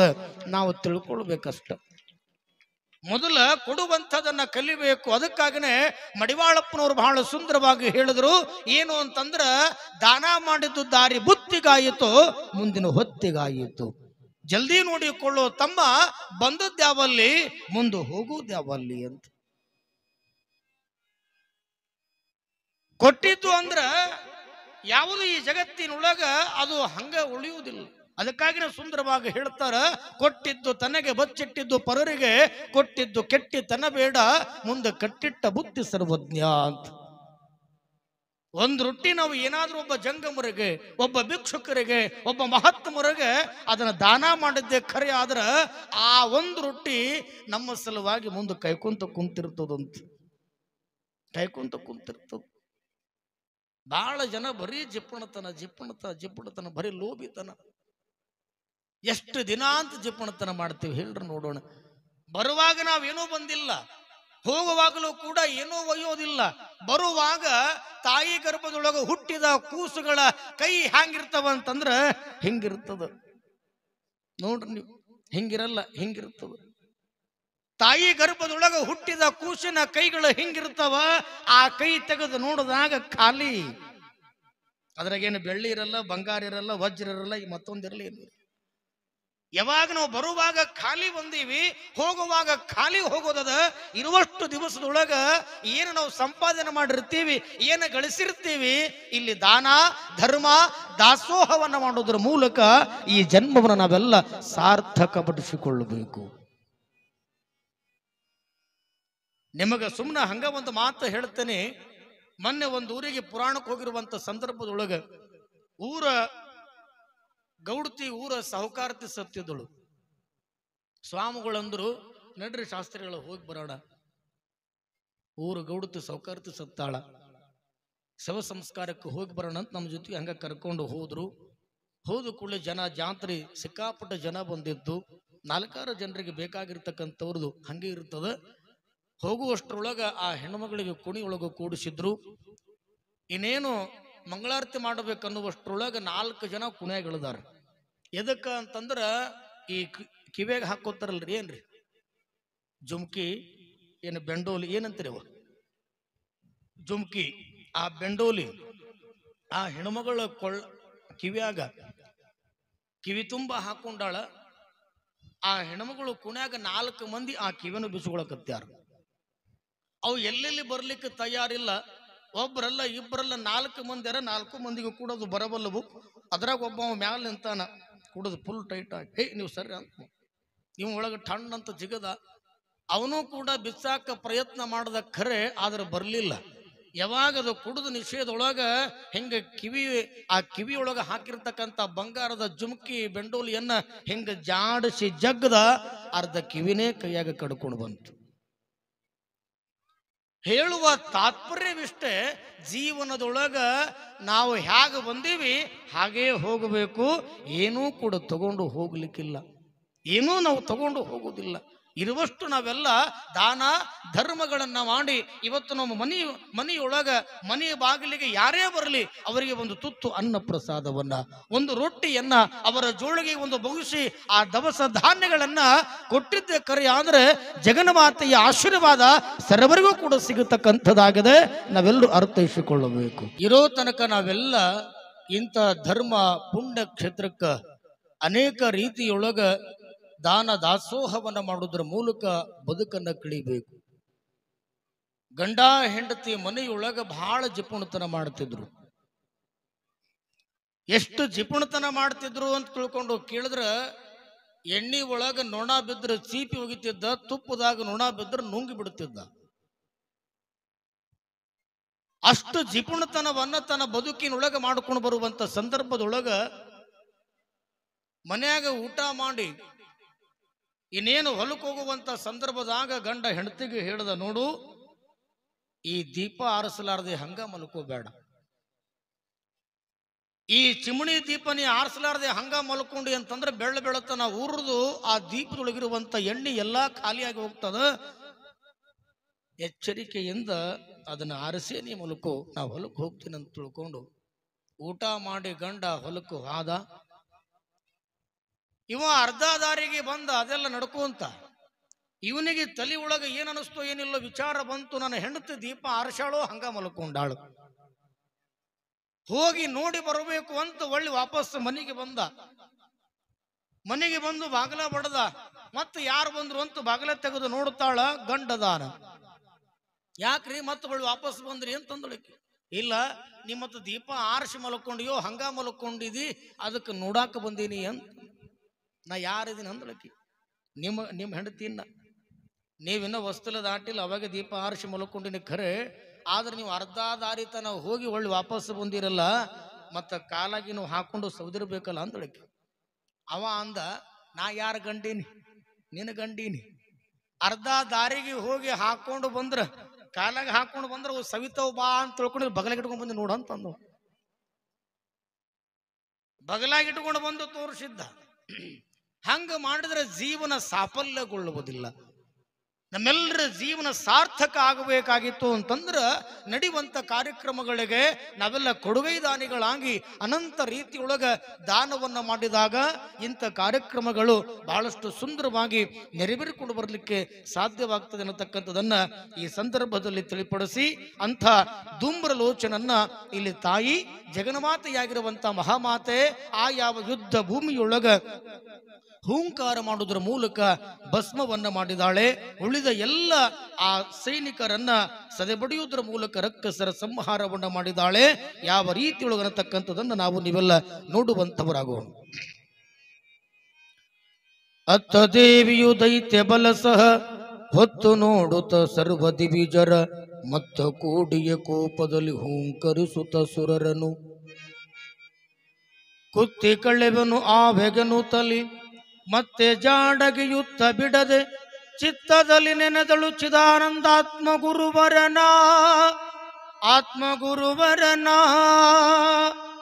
ಇತಿ ಶ್ರೀಮತ್ ಪರಮಹಂಸ ಪರಿವ್ರಾಜಕಾಚಾರ್ಯ ಚಿದಾನಂದ ಗುರುವರ್ಯ ಚರಣ ಪದ್ಮದ್ವಿರೇಪ ಶ್ರೀ ಚಿದಾನಂದ ಬದುತ ವಿರಚಿತ ಪಾರ್ವತಿ ಮಹಾತ್ಮೆಯೊಳ್ ಧೂಮ್ರಲೋಚನ ವಧೋ ನಾಮ ಏಕಾದಶೋಧ್ಯಾಯ ಸಂಪೂರ್ಣಂ.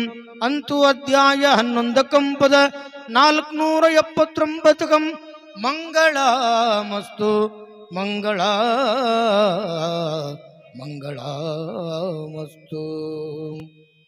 ಈ ರೀತಿಯೊಳಗ ಯಾವಾಗ ಧೂಮ್ರಲೋಚನ ಆ ಯುದ್ಧ ಭೂಮಿಯೊಳಗ ಸತ್ತ ಅನ್ನುವಂತ ಸುದ್ದಿಯನ್ನ ಕೇಳಿ ಶುಂಭ ಮತ್ತು ನಿಶುಂಭರು ಕೂಡ ಅತ್ಯಂತ ಕೋಪದ್ರೇಕವನ್ನು ತಾಳಿ ಅನೇಕ ತಮ್ಮ ಸೇನಾಪತಿಗಳನ್ನ ಆ ದೇವಿಯ ಜೊತೆಗೂಡಿ ಯುದ್ಧವನ್ನು ನಡೆದುಕೊಂಡು ಬರುತ್ತದೆ.